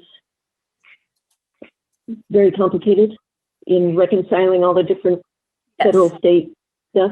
Okay. Yeah. Well done. Well done. Thanks. The alternative was to write an entirely new policy that mirrored 90% of what is in the current policy, but then this different definition. We have talked, we have mentioned to some legislators that having different definitions of sexual harassment in different statutes is a bit problematic. There we are. So that's the only. What? Okay. No, I was going to say something snarky, but never mind. So that's the only change to that one. Okay. So any comments, questions, concerns? Okay. Let's vote on whether to move this out of committee. All in favor of the proposed revisions to the workplace harassment policy going to the full board for consideration, say yes. Yes. Yes. Any opposed? Okay. All right. Next. And Mary, before you start talking, so I'm not hearing any, I can't see students, so I'm not hearing any questions or concerns, but please speak up if you have any. Okay, go ahead, Mary. So we are also asking that you consider rescinding the sexual harassment staff to student policy. I'm looking at it right now. This policy is from 1994, and it does not, it's out of date. It's not compliant with ORS 342-704. So it doesn't get to anything we would want to rely on. And the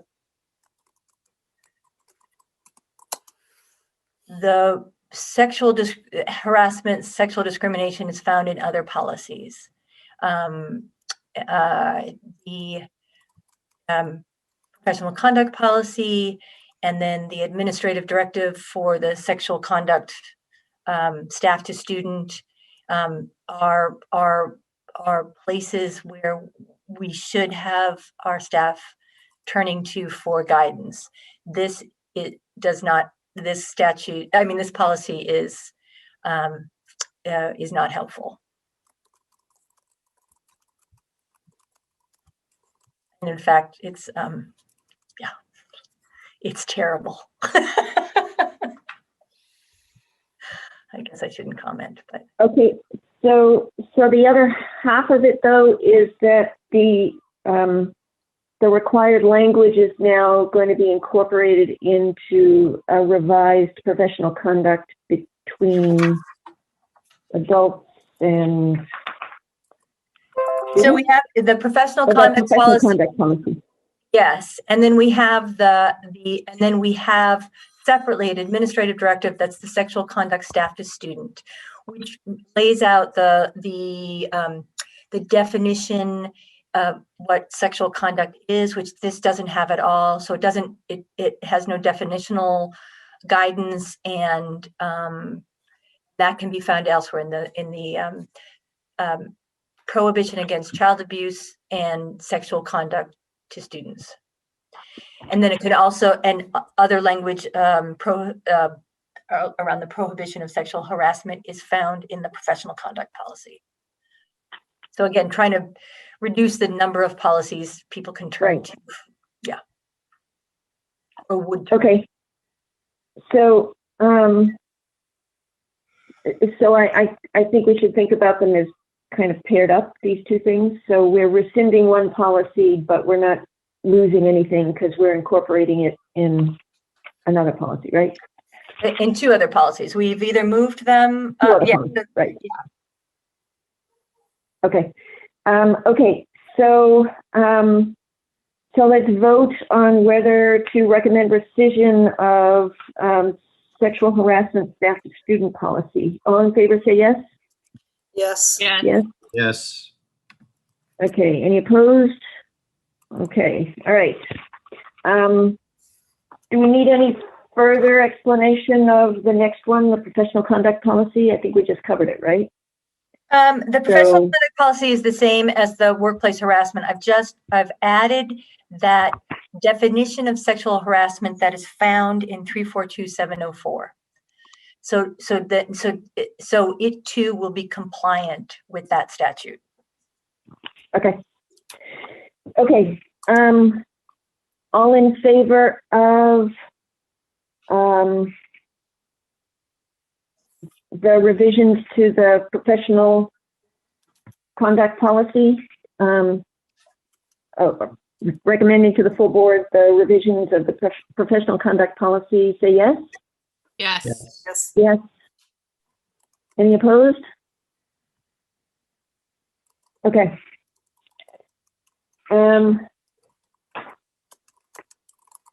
Okay. Do we have any more on this list today? That's it. The rest was just for you to have an understanding of where other things are, where the administrative directives are sitting. Okay. Yeah. Okay, can I make two really nitpicky questions? So for the professional conduct policy, we don't have any references to statutes currently. I think we need to add some now, or at least one. I can do that. Okay, and then the other question applies to all of the policies, pretty much, actually all of the policies we've talked about today. So way back when we started a process to align the portfolio of PPS policies to the OSBA numbering system. Mm-hmm. But the OSBA numbers don't appear in any of these drafts. So are we still doing that? We are. That was me just not wanting to do that deep dive, but we can do that for the. Okay. Yes. When it exists, because there is no professional conduct policy, for instance, from OSBA. So if some will have it and some will not. Right. Right. But we've been putting them at the bottom of policies, the OSBA equivalent. So we'll do the same. Okay. I just think it's probably easier to do it as we go rather than you having to backtrack at some later date, which won't, yeah. Okay. Anyway, okay. Okay. Okay, so let's move on to the next thing. And we're at least we're being consistent. We're still 10 minutes late. So we'll move on to the next one, the district foundation policy and related stuff. So I think Jonathan's going to lead this discussion. Yes. Good evening, directors, student representatives. Jonathan Garcia, Chief of Staff. I believe Robin Ferrone, our Interim Director of Strategic Partnerships, is going to be joining us. And we have a deck that will guide our conversation, which I believe you all received. So I think Roseanne will put that on the screen. So really, again, thanks for the opportunity to come speak to you. I know that this is going to be the start of many conversations with the board and the broader community about the fundraising efforts of Portland Public Schools, fundraising efforts of our parent community, and fundraising altogether. And so today, I think we wanted to begin to have that conversation with you and really think about our approach. So Roseanne, are you going to be able to do that screen share? Oh, there you are.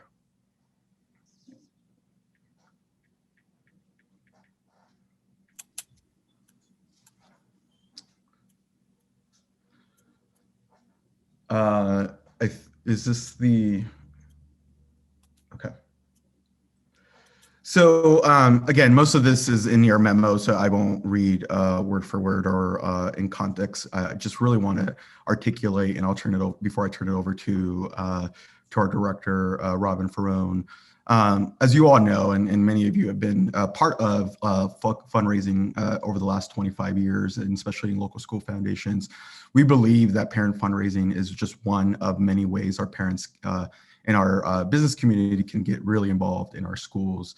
And when we think about equity, I think equity can be at the center of how we operate, especially racial equity and social justice. And so we welcome, as we begin this conversation, we really welcome the board and our community to really help us truly arrive at an equitable approach, right? Parity does not mean equity. Equity does not mean equality. And I think we have to be very clear what we mean by equity. And so, again, I think as we think about our fundraising efforts, there are a million ways, there are a variety of ways in which we can arrive at equity. And our budgets, our public budgets indicate the way in which PPS is taking on the challenge of equitably distributing resources. And the last point I will say is this is both and as a statement. I know that there's a perception that if parents stop fundraising, that they'll go and advocate for in Salem. And I think really our encouragement is for us to consider a both and attitude of folks can contribute to their schools and still continue to advocate, which is what many of us do in our work and in our daily lives. So next slide. And as I articulated, our strategic partnerships team has been working really hard to advance high impact involvement and investment in our school district and school district community. As you all know, we launched the Fund for PPS, a 501c3 nonprofit organization, which is led by its own board of directors. And our team is really working to advance our district's vision and emerging strategic plan, and really utilizing our racial equity and social justice lens. And just as an example, when the COVID-19 pandemic hit, impacted families and students, we raised over $1 million, and I know many of you contributed to those efforts. The majority of that money went to support families and communities that have been impacted, mostly our communities of color. So next slide. So what you'll have in front of you, and what you have in front of you, I know you received this on Friday with your material, is that we are asking the board to consider 2 policy revisions.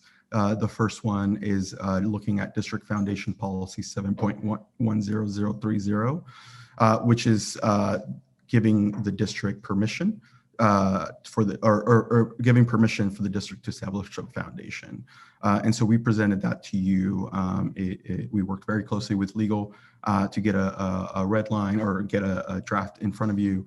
And then our Robin in a little bit will go over the additional policy. But I wanted to turn it over to Robin here, and I believe Mary, to kind of walk us through some of this district foundation work.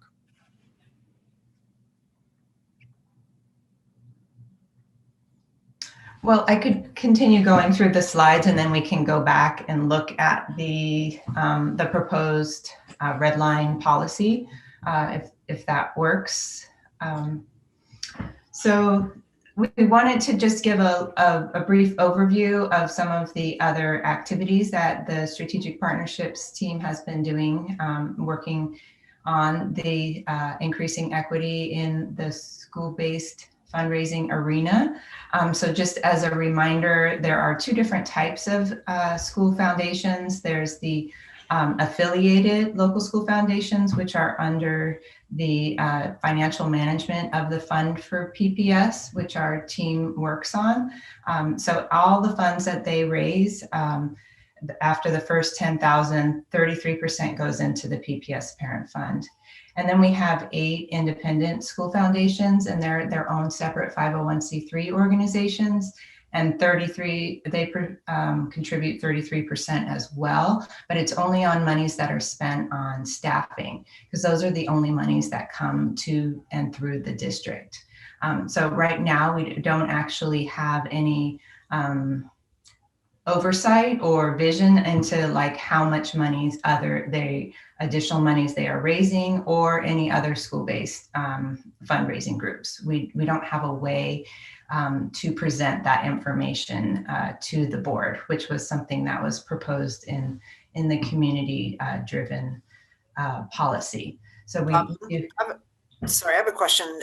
I thought it was at least the original sort of quote memo that wasn't really a policy, was that it was only it was 33% if they paid for FTE, but it's not 33.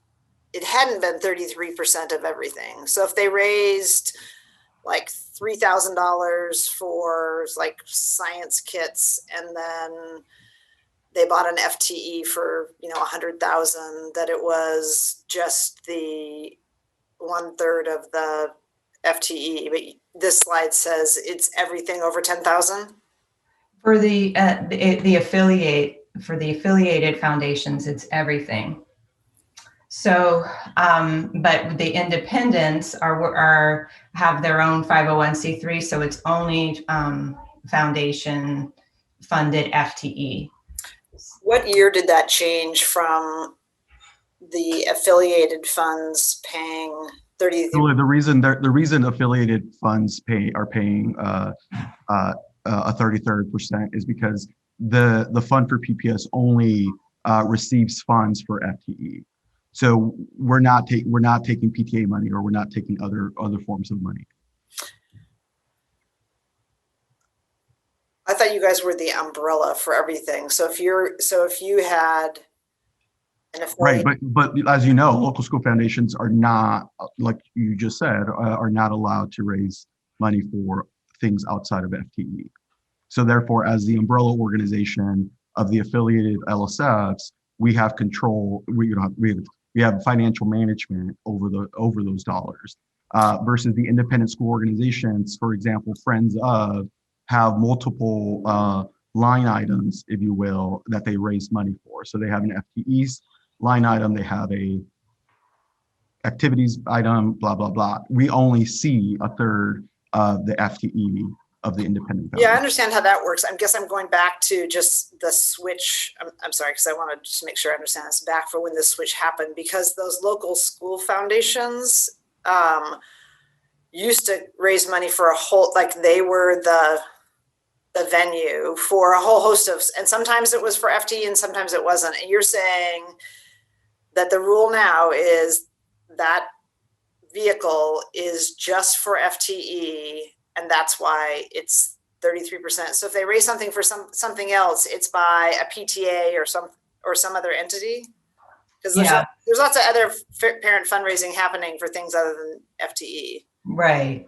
Yes. And that was, what we wanted to make clear is we don't have, information on all of those monies. We do sometimes get a check from a PTA that says this is the money we want to go towards staffing in our school. In which case, then that's their affiliated local school foundation dollars that they're allocating towards staffing.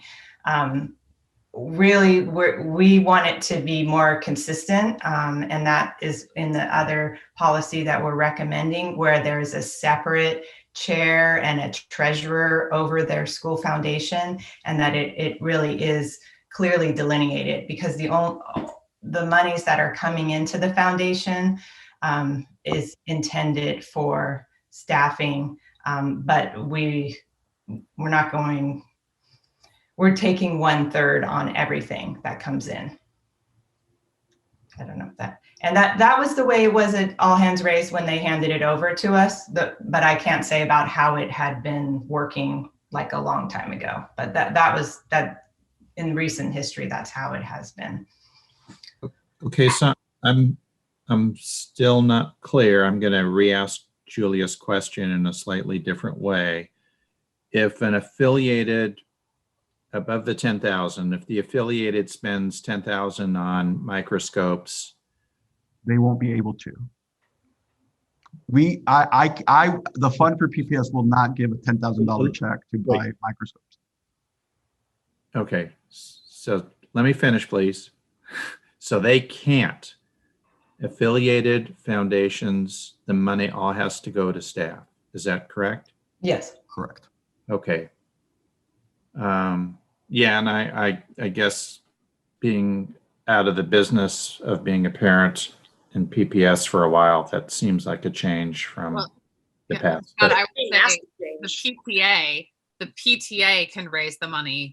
Understood. Right. So when I was at Llewellyn most recently and Selwood, we would always say foundation equals teachers, although obviously we hired EAs sometimes too, and that the PTA was all the enrichments. So like Chromebooks, microscopes, field trips. So that's how we would differentiate it for parents.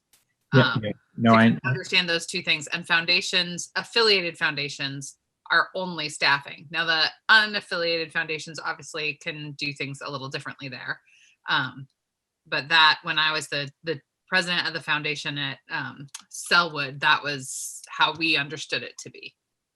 Okay, so the unaffiliated foundations, we only interact with them when they send in their 33%, saying we're spending this amount on staffing, here's 33% of it, minus whatever the 10,000 and so on. Okay. Okay, thank you. I got it now. Okay. And then the other piece is the Fund for PPS also does the awards to the PPS Parent Fund. And so on this slide is the criteria that is used for that. So if a school has over 40% students identify as historically underserved and at least 15% qualify for free meals, then they get an award. And these links that are provided here and in the memo, I'll go to the fundforpps.org website where we have all of the information posted. There's a PPS Parent Fund page, and there's also a side-by-side comparison of affiliated and independents, and we provided links to all the historical fundraising by school that we have, that we have access to. So in the next slide, we are some of the new procedures that we've been working on. So, once the management of the school foundations came under the Fund for PPS, we began to see how there were some gaps in the information that we had and inconsistencies. And we've been working with PPS Finance to tighten up those procedures and timelines so that we have better data to share with you and more equitable procedures between the affiliated and the independents. So beginning this coming school year, we're requiring all school foundations to pay for the actual position that they are adding back to their school with their foundation dollars, because there was a practice that was happening at in the budget process where they would pay for the lowest paid staff rather in the school rather than that actual position that they were adding back to their school budget with the foundation FTE. So right now, the data that we have are on positions that were funded, but they weren't necessarily the ones that were done in the staffing process. They were, I don't know, that's sort of confusing. So it happens like on the back end. So we want it to all be transparent and be consistent so that we can report back on what are the positions that are being funded by FTE dollars. The second is the independent school foundations. The way it currently works is that the Fund for PPS invoices them at the end of the school year. So actually like in April or May, we send them the invoice for the current school year. So we are shifting that timeline and saying beginning 2022-23, they need to pay at the beginning of the school year so that PPS Finance has that money in the account when they're beginning to pay salaries. So these were just the procedures we inherited, and looking at them under this equity lens, we're trying to make this a more consistent and fair process between the different types of foundations. And then can I just clarify? So has the practice always been that the affiliated foundations pay at the beginning of the year? Well, yes, because we're holding the money. The Fund for PPS is holding all the money for them, or like their bank, so they're sending in all their money all year long. Then when we close the books for the nonprofit on June 30, then we have a total amount that we send over to PPS Finance in July. And then those get allocated into each of the schools' accounts as a grant, basically, is how it functions. Okay, thank you.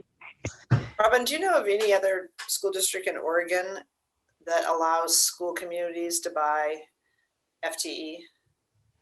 Not that I am aware of. We have done some research into this, so we probably have some other examples, but I don't think any of them were in Oregon. So then the third thing that we did this year was with our annual local school foundation training, we included slides on racial equity and social justice and what that could mean in each school community in terms of looking at how they spend the funds. So that we talked about in those slides, which is still posted, it should focus on increasing the educational equity within their school community. And then on the next slide, there's an example of that. Case study, we call it, at Bridal Mile. We have a new principal there, Jerome Townsend, who wanted to understand how we could use the ResJ in working with there's Bridal Mile Foundation, which is an independent, and they work together to identify an instructional specialist is how he's going to use the dollars next school year. And that person will work with all the classroom teachers to better serve students who are not meeting benchmarks. So this is an example of how looking at aggregate data of student populations doesn't tell the whole story. And we have students in every school in PPS who need extra support. So we think that this is a way that you can use the lens in each school community and not just look at the total aggregate and only prioritize those with the highest numbers. So from just an equity standpoint from the districts, if that was a need, why wouldn't the district pay for it? Because there's not enough money. So, I mean, that's what because Julie, can you say more what you mean by equity? Pardon? Can you say more what you mean by equity? Well, I'm just giving that example. If we have students who are Black, Indigenous, students of color in a school that don't meet the threshold and they need an instructional specialist, then why would that be? Absolutely. Well, as you know, pay for it. As you know, you look at our budget heat map, which I believe is shared with this board. We have done an equitable a distribution of staffing and resources to communities that have large percentage of Black, Indigenous, and kids of color. So the district's position is that we are going to fund our school communities through an equitable approach, really considering the communities in their totality. And as you can see by the budget heat map, when you look at schools like Rosa Parks, that gets $12,000, and Forest Parks, that gets almost $7,000. That shows the way in which we're distributing resources equitably. Public dollars are finite, and we have to think about how we, as stewards of those public dollars, are able to use our thoughts and our knowledge to equitably distribute those resources. And the last thing I'll say is that, as you know, our school administrators have their own opportunity to staff and work with their school communities to meet the needs of their community. So we really rely on principals to work with our central office team to identify the needs. So one other thing, I want to go back for a moment to the very beginning, where we talked about what the local school foundations could purchase, and our policies explicitly, our current policy explicitly states that they can purchase FTE educational enhancements such as equipment, supplies, extended day activities, and contracts. So the example that Director Bailey used of buying the microscopes, our policy would allow them to do that and not to have the 33%, which 33% isn't even in policy. So the policy is quite outdated, as you know. But it's the policy. I mean, it may be outdated, but it's still the policy until it's changed. I agree, Director Brim-Edwards. I mean, I think, you know, we've inherited this, and it's been 4 years, and we're as you know, we've taken it on. I mean, it's been almost 30 years since the foundations were started, and it's only been in the last 4 years that we've done a robust look at these issues. So I agree with you. I mean, if there are issues in the policy or issues in the way in which our processes are done, I think this is where we have the opportunity to address and refine as we move forward.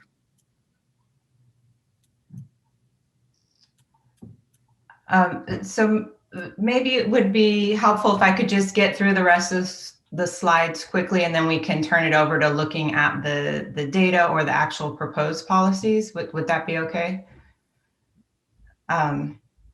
Okay. Well, can I just, I'm just looking at the clock, and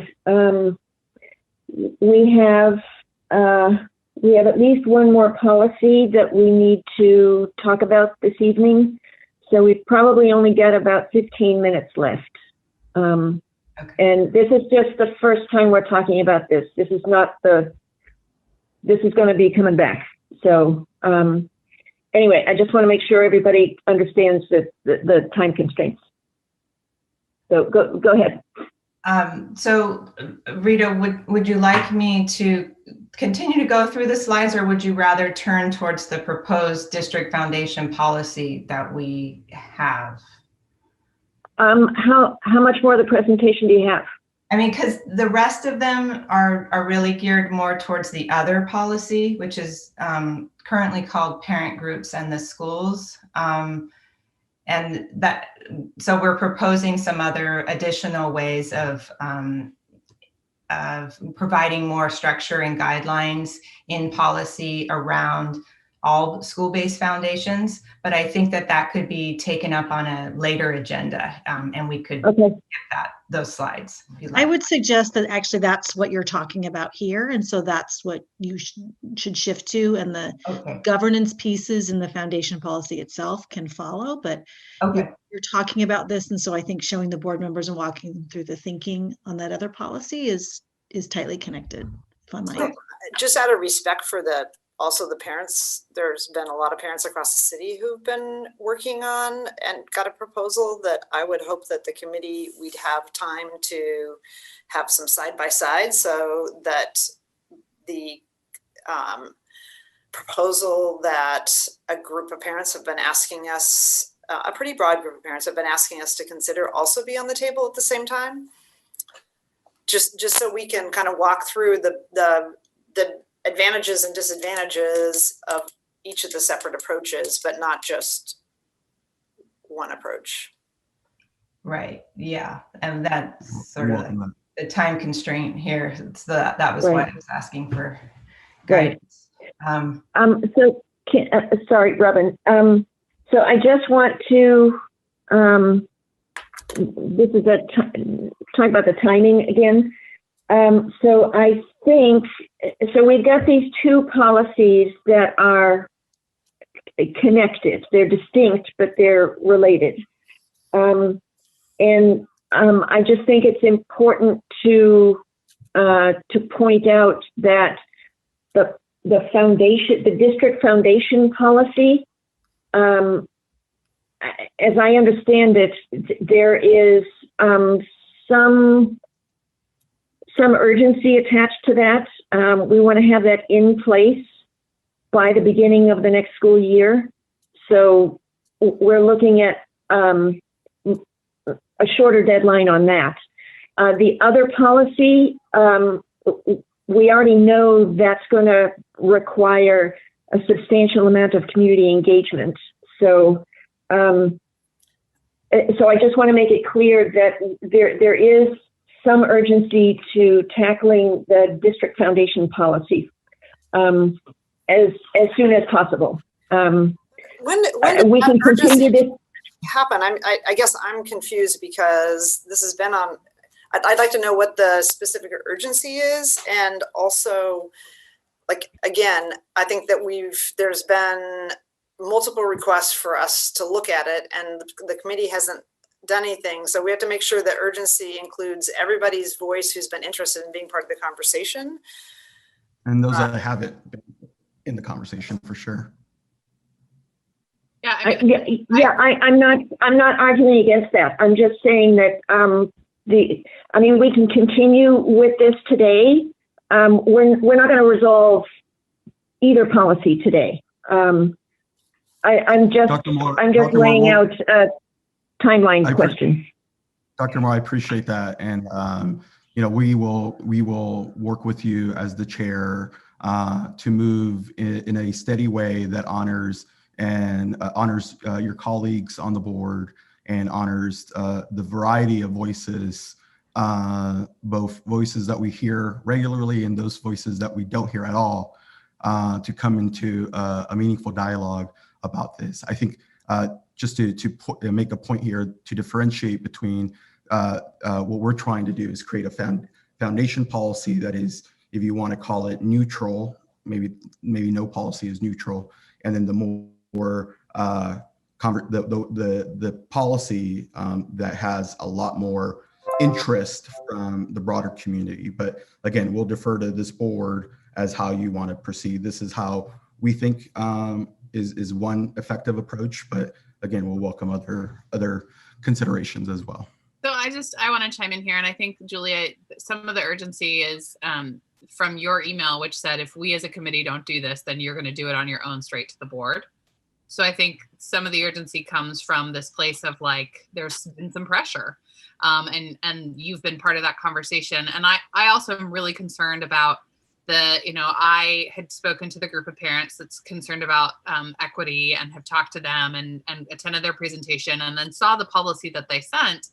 And I feel like the policy that they sent is one perspective. And I appreciate the work of all those parents. I've been where they are, foundation president and working on fundraising and seeing that, fundraising sometimes feels like we're trying to put the finger in the hole in the dam instead of like trying to build a better dam. And so I think some of the frustration was we want to spend our time on like really looking at funding in the state.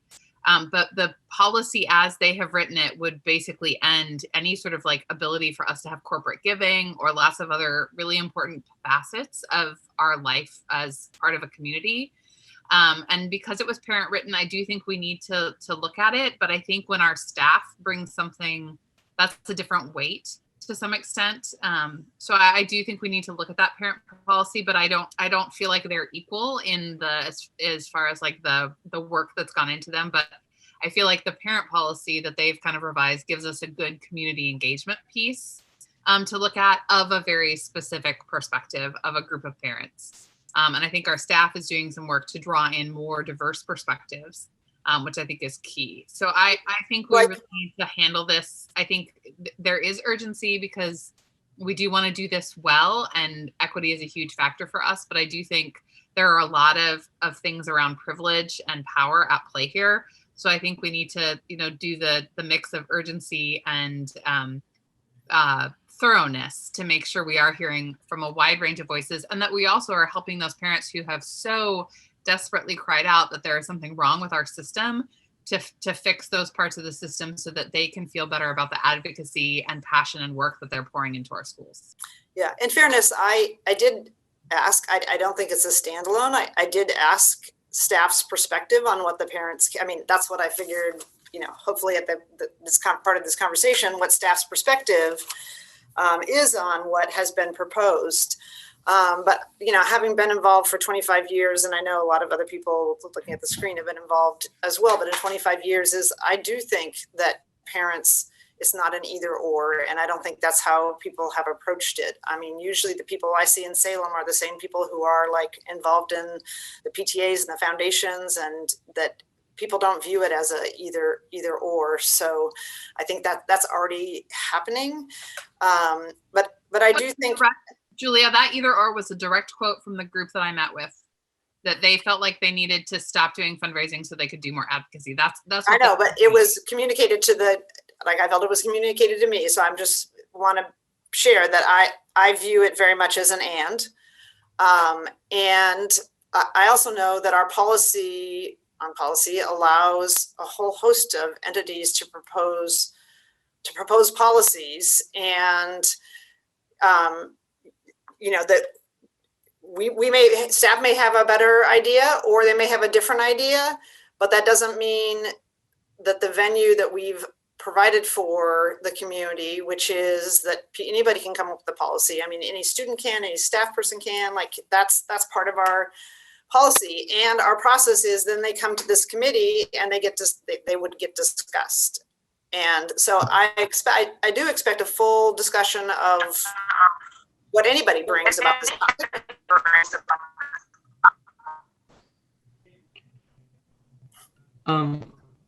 So I just want to add. Okay, sorry. That. Oh, I just want to add that I think it's very important that we both look at both policies. I don't want us to ignore one policy just because it's not written by staff.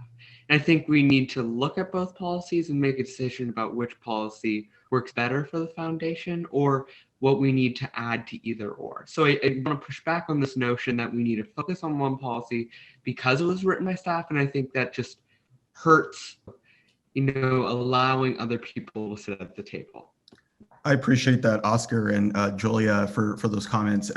And I agree, we don't want to stifle any community engagement or any community feedback. We know that our families come from a variety of opinions, and we want to make sure that those are lifted. However, I want to, as this district's chief of staff, who works with 9,600 amazing employees who are experts and subject matter folks who have dedicated their careers and their lives to this work, that I would hope that this board and the community really considers staff's perspective in a different way. I can tell you that my team over the last 4 years, our strategic partnerships team, have dug deep and deeper and deeper and dug even deeper, right? And I think, you know, they're the ones on the front lines, fundraising on the front lines, looking at these policies. They're the stewards of this work. So I would hope, and I would encourage this board to take our staff's considerations into and respect their expertise and their experiences. And I think what I was trying to say is that the folks who wrote the foundation policy have a very specific, the parents have a very specific perspective, which we do need to consider. And I think the staff who have worked with the foundation and are doing this work have a different perspective we need to consider. And yeah, and I think that really matters. And so to say we're going to set them side by side and pick one, I think we need to look at both of them and say, what is the wisdom from this one? What is the wisdom from that one? Putting them in the context of who wrote them and their perspectives. Absolutely. And that was my sort of what I was trying to say. And I do think for me, sorry, Chair Lowry. It's okay. Go ahead. I want to make sure that I'm clear here that we as a collective are not pitting staff against community, because this is not what this is about. We're presenting multiple ideas into the space, and I think the request, which I'm hearing loud and clear, is for all of us to have a robust discussion about the myriad of ways to engage in this conversation, to arrive to where we want to be as a community. And I do think it matters that most of the parents involved in doing this policy are white, and most of the staff involved in this work are people of color. So we do have white staff as well, but I do think that's an important context we need to consider as well. Sorry, Scott, I said you should go next and then I talked. I just want to say that, and I've confirmed this, the parent group urging us to change only came up with a policy proposal fairly recently in response to board members' requests after meeting with board members, that I don't think they view it as a fully fleshed out policy, but more as a conversation starter. And that's, I got that phrase confirmed. They would love to work with staff similarly as to how the climate justice policy, there was extensive discussion between staff and community members as community members developed that draft to bring to us. So this isn't a, here's our best fully fleshed idea, policy idea they're bringing to us. They're just, it's their first swing, and they want to be part of a collaborative process with staff and the board. So I don't think it's a, here's staff idea, here's this idea.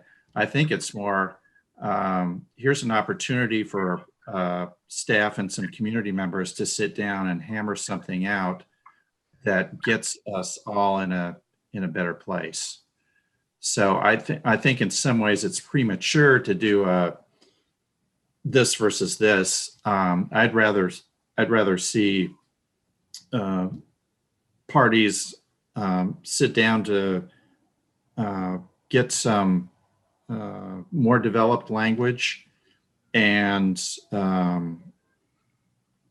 bring, and as Jonathan mentioned, bring in parties who haven't been part of the process to help develop it as well, which again is what the climate justice group did, is they took ideas and they have continued to go out. The latest draft that we got included, for example, some input from the Latino Network. So I think that's where we need to take this going forward.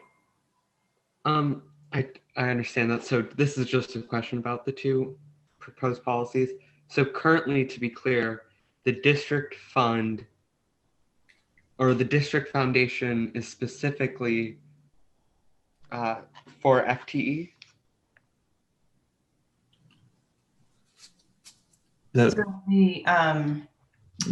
district fund is not. It's, I mean, we supplied a lot of people with basic needs like.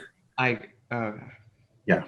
And and that's kind of where the mix-up is, Oscar. You're kind of getting to the crux of it, because the policy that the community proposed mixed school foundations with the name fund for PPS, and would make it so that the fund for PPS couldn't be raised for FTE, which is kind of, not what we want to happen. So the fund for PPS is the nonprofit, and then the school-based foundations kind of are underneath the fund for PPS reporting structure.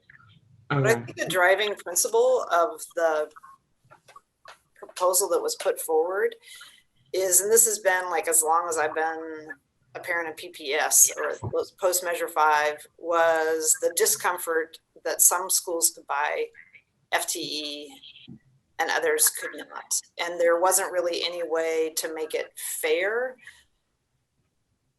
And the 1/3 was an attempt to make it fair, but in 20 years, we haven't been able to figure out a way in which the perception, and I would say most of the people that I have shared with me the sense that they think it's unfair, are from schools that don't have the resources to buy FTE.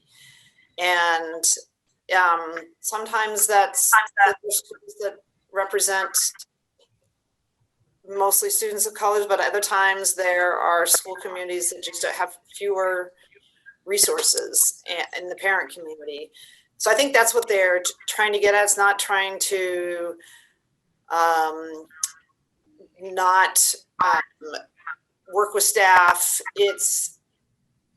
I think it's something like very organic that a lot of people, that a lot of parents have just felt. And then as we've actually had more resources into the district through the art tax or the Student Success Act, the local option, which were all things that we didn't have when Measure 5 passed, and parents were like, how do we pay for FTE? And so this was like I view as like a sort of a bridge or a Band-Aid.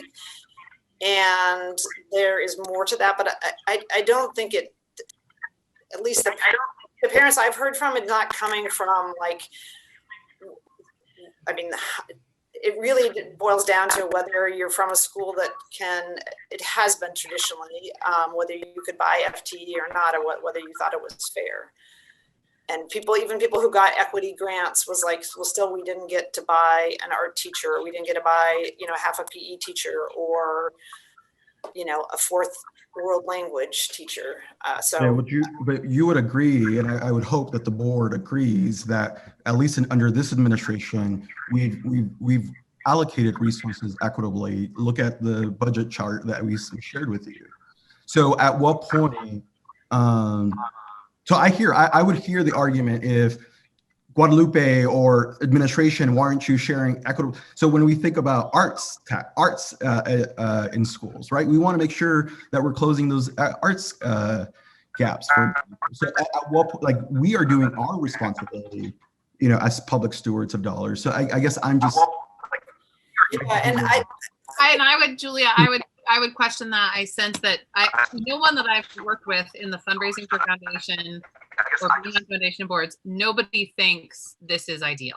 Nobody thinks this is how we want to be in Oregon. People, there's a huge echo, so I don't know. Sorry, yes, can everybody make sure they're muted? Nobody thinks this is ideal. Nobody thinks this is. I just hear a huge delay. But anyway, so I think that idea that the people who have foundations think it's peachy. I mean, I myself was like, I'm going to be the foundation president and do this work to support my school. But it's also really morally hard, because what does it mean for other schools? And so the thing that made me really excited about foundation was the 1/3, that we could at least try. You know, PTA doesn't have any equity built in. And so I also, as we talk about equity in our district and parent groups, I have deep concerns about our PTA fundraising. My example is that when I was at the Llewellyn PTA, we raised thousands of dollars and paid for field trips and all sorts of stuff. And my friend at the same time was the president of the PTA at Woodlawn, and they raised $4,000 a year. You know, we could give stipends to teachers for supplies every fall. We could do tons of stuff. We did, you know, teacher meals, and we could pay for a lot at Llewellyn that Woodlawn couldn't. And there's no equity mechanism for PTA. So I think what we do with the foundation really matters, because it also sets the conversation for how do we look at our whole system, and how do we understand that parents want to help support their kids' schools, and being able to engage in a parent-funded equity practice actually is a gift to us all as we support all kids from our community. So I think I don't know anyone who's involved with the foundation who thinks it's the best way forward, but it's where we are in the reality of our system, which is getting better, like you said, Julia, with things like the Measure 98 and the SIA. Well, and just the other context of the team responsible for raising private dollars for the district is that rolling out a fundraising agenda for the Fund for PPS, where we're asking businesses and the broader community to give to schools, is going to be a really contentious environment if at the same time we're saying, but you cannot give directly to your school. And I understand there's still ways that they can give, and we want everybody to contribute in multiple ways, but we do have a lot of businesses that have given to their schools. And what we want is to increase the giving and match them and pair them with schools that haven't gotten that support. So we have been working on that and building that foundation. And so just the idea of the timing of you know, putting out something that would then say, never mind, and we won't be able to necessarily replace that $4 million. I mean, I don't think anybody suggested that there's not going to be fundraising. The other policy is primarily to use fundraising to buy FTE. It doesn't contemplate that you can't raise money pay for a whole host of other things. And I think during the pandemic, Jonathan and the fund team made some really compelling initiatives about ways people could help. And I think you saw broad-based community support for that. But it wasn't like buy an art teacher at Da Vinci, or you know, half a PE teacher, or half a school psychologist, or a counselor. I mean, all the things that I think like we should expect the district to pay for, which is different from these other things. So like, I guess I want to make clear, my focus is primarily on, at least my focus has been primarily on the FTE portion, and like, how do you create fairness in that? So, Robin, I appreciate what you're saying. At the same time, let me gently push back, or at least say, on the other hand, I'm an economist. I always have two hands. On the other hand, it's an ongoing equity issue, inequity issue that has been simmering and bubbling for years. So you're Scott, can you say more what you mean by that? When you say equity issues, can you elaborate a little bit more? Yeah, well, just the fact that some schools can fund an extra 1, 2, 3, 4 FTE, and that's an inequitable structure. It's not living up to our values. And I would argue if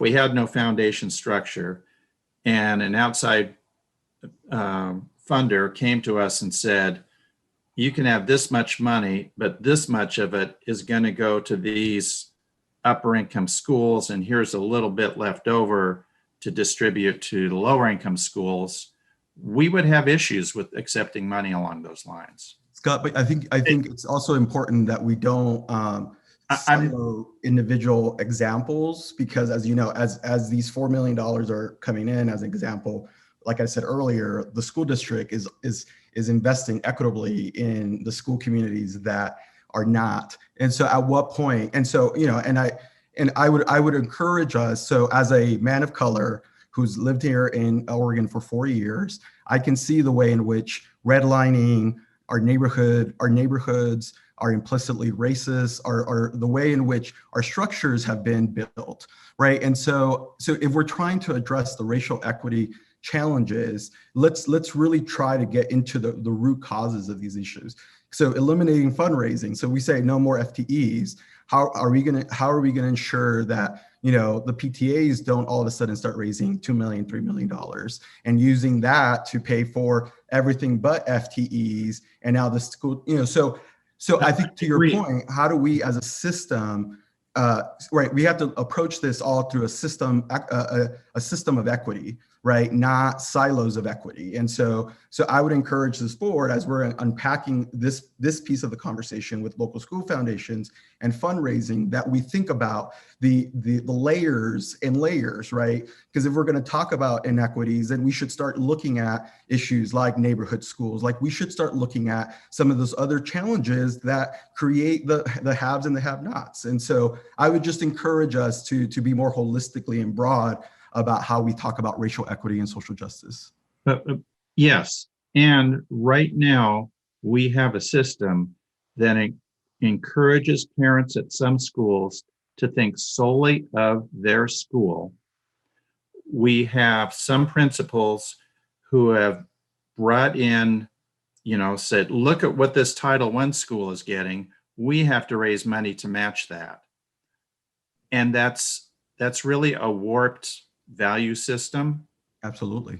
So we want to, I would like us to recast this whole system toward our equity values. Absolutely. And I think we're all agreed on that goal. And I worry that tweaking things here and there is not going to get us there, and is going to keep in place some of these systems that encourage people just to think about, you know, just us and not the whole system. Absolutely. And I think there's actually huge latent support for doing an equitable, a truly equitable approach that we're not tapping into that would get people excited. I think that's the wager I'm willing to make. So the give up the 4 million is a deficit viewpoint. I think flipping the narrative can get us to 6 million or more. And I totally agree that the other PTA booster funding is also an issue. What I worry about is the thinking where, okay, we don't want to mess with the 4 million that we're getting. We're going to backfill it with equity funding within the main budget. And that leaves a hole of, there's a handful of schools that raise a ton of money and a bunch of schools that don't raise very much. And then the lower income schools that get a great deal of the equity funding. So the schools in the middle are, relative to the schools on the upper end, are not getting the services. And so we're again, I think we need to flip the whole system to really represent our values. Yeah, and I hear you. Discussion and I think a bigger vision piece that I'd like to get us to, and I'm not sure if that bigger whole fundraising discussion piece comes before dealing with individual policies or not. So yeah, I think Scott, agree with a lot of what you said, and I think what you're getting at is which is true, and I agree 100%, is the culture of fundraising, right? Is what you're talking about, right? So I absolutely agree. The culture of fundraising is disgusting, right? And it needs to be reformed. I get it. Not just here, but across the nation, right? I mean, not only giving, the fact that 1% of all, giving goes to Latinos in the country is ridiculous, right?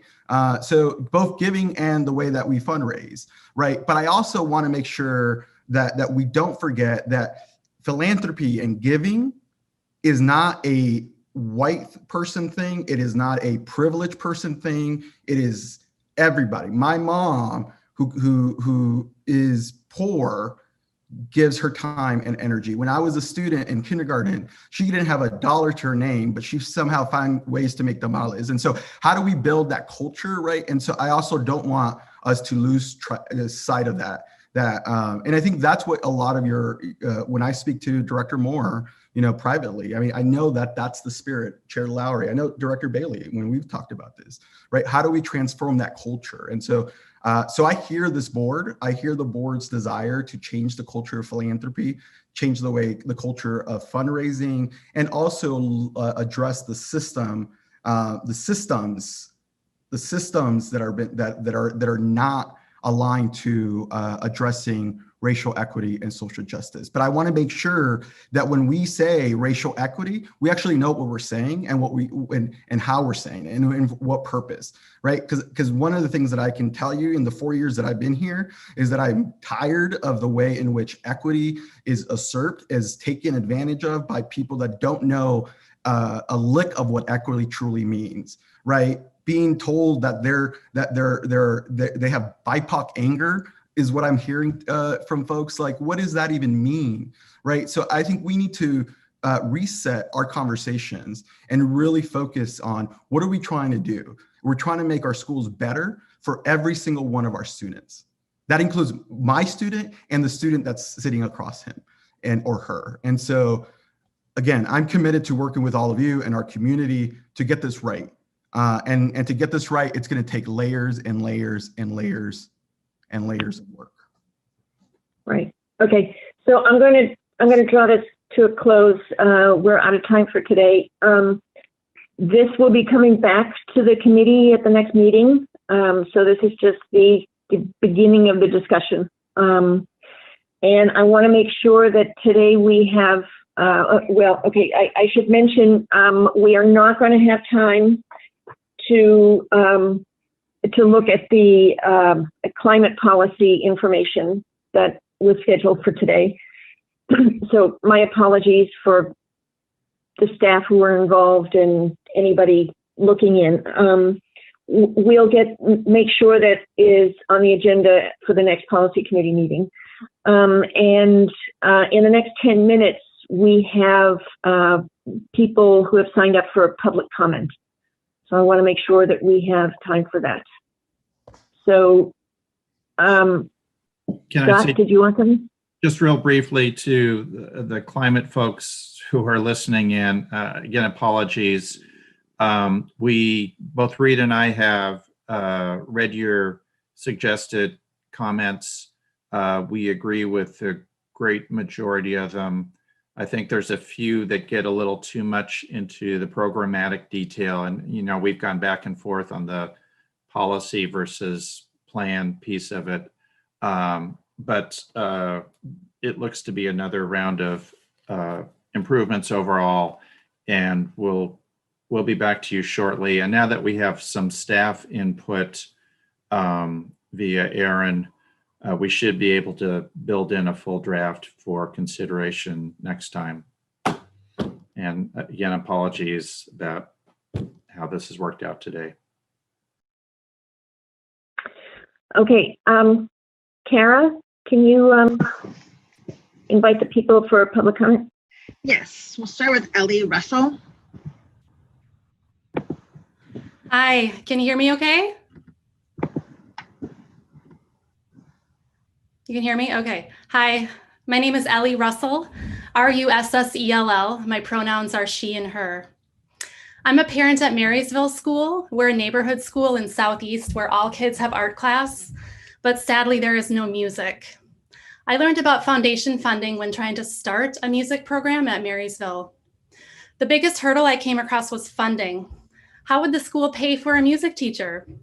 I learned that many schools have music for one reason only. They have a foundation. What this meant was that we did not have music because we were a poor school. I was absolutely outraged. When teacher salaries are paid for by community wealth, it is wrong on many levels. Private funding makes sense for private schools, but it goes directly against the goal of public school, equal opportunity regardless of economic status. PPS claims to be committed to racial equity, but its current model of foundation funding benefits its whitest and wealthiest students, while the schools without a foundation have more students of color. This illustrates how PPS is perpetuating systemic racism. But wait, you might say, 1/3 of the foundation money goes back to the schools in need. Problem solved, right? But this money is not enough and it is unreliable. Marysville's grant is only $16,000 next year. PPS should allocate a stronger source of funding. Our student population at Marysville is Title I, and we face many barriers in life. Our parents do not have the money or the time to supplement their children's education, but Title I funding is often used to justify private funding based on the idea that wealthy schools are missing out. Title I funds exist to make public education more equitable by providing resources to those in need. When other schools fundraise to compete with those funds, it defeats the purpose. In conclusion, the disparities from foundation funding are huge. They create division within schools, economically, racially, and socially. Let's find a better way to fund our schools. I'm calling on you to please reform PPS school foundation funding. Thank you. Thank you. We have Megan Mermis. Hi, my name is Megan Mermis, MERMIS, and my pronouns are she, her. I'm here on behalf of a coalition of PPS parents, teachers, and public school advocates that believes the district's fundraising policies and practices need to change, and that Oregon schools should be fully funded per the Oregon Constitution.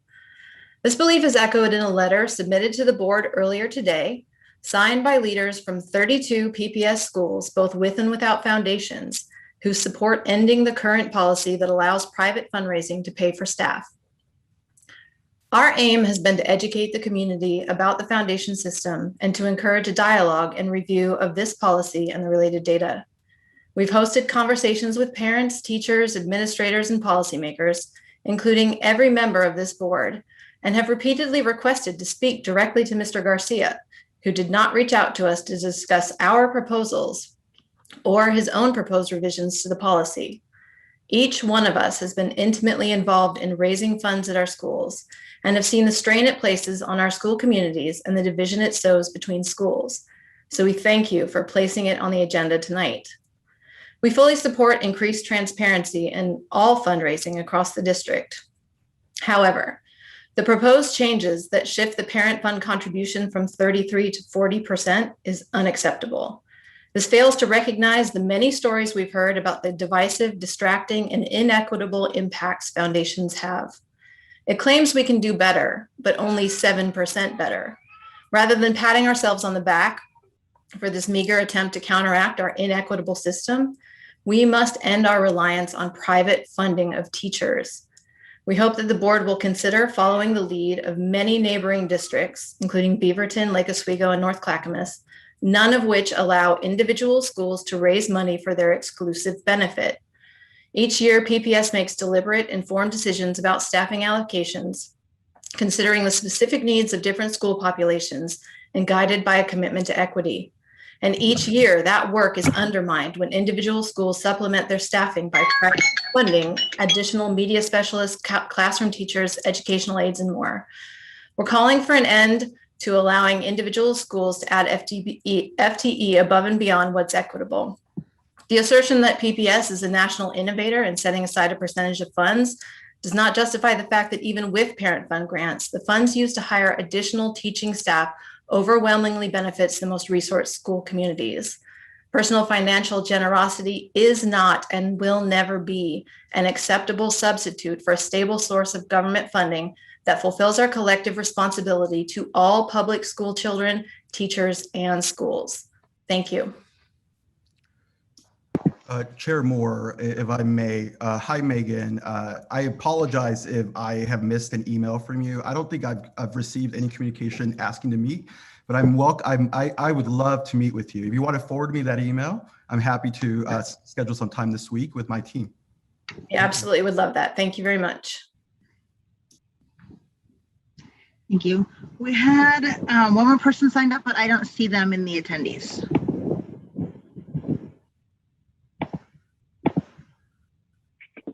Okay. Well, we have 3 minutes to spare. We could either give ourselves an extra 3 minutes, or anything else pressing that we need to talk about. I think we've got a number of issues that are going to carry over from this meeting to the next meeting. Chair Moore, did you want to at least get the indemnification policy on the table just as an introductory topic, or no? Well, how about we just say the indemnification policy was, and if we have time, we clearly don't.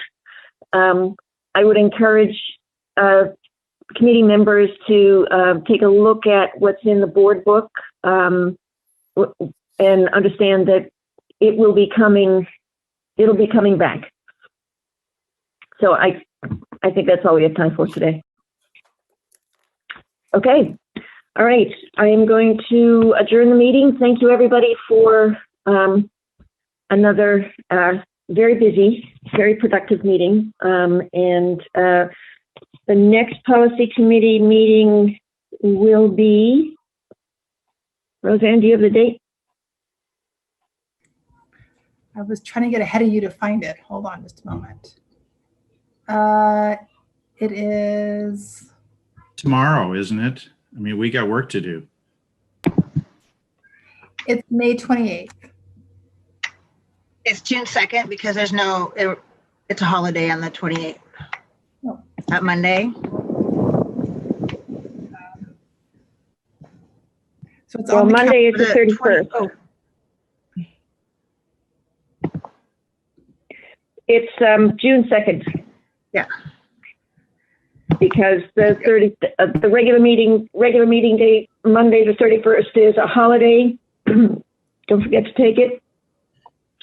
So the new date for the next policy committee meeting is June 2nd. Okay, thank you.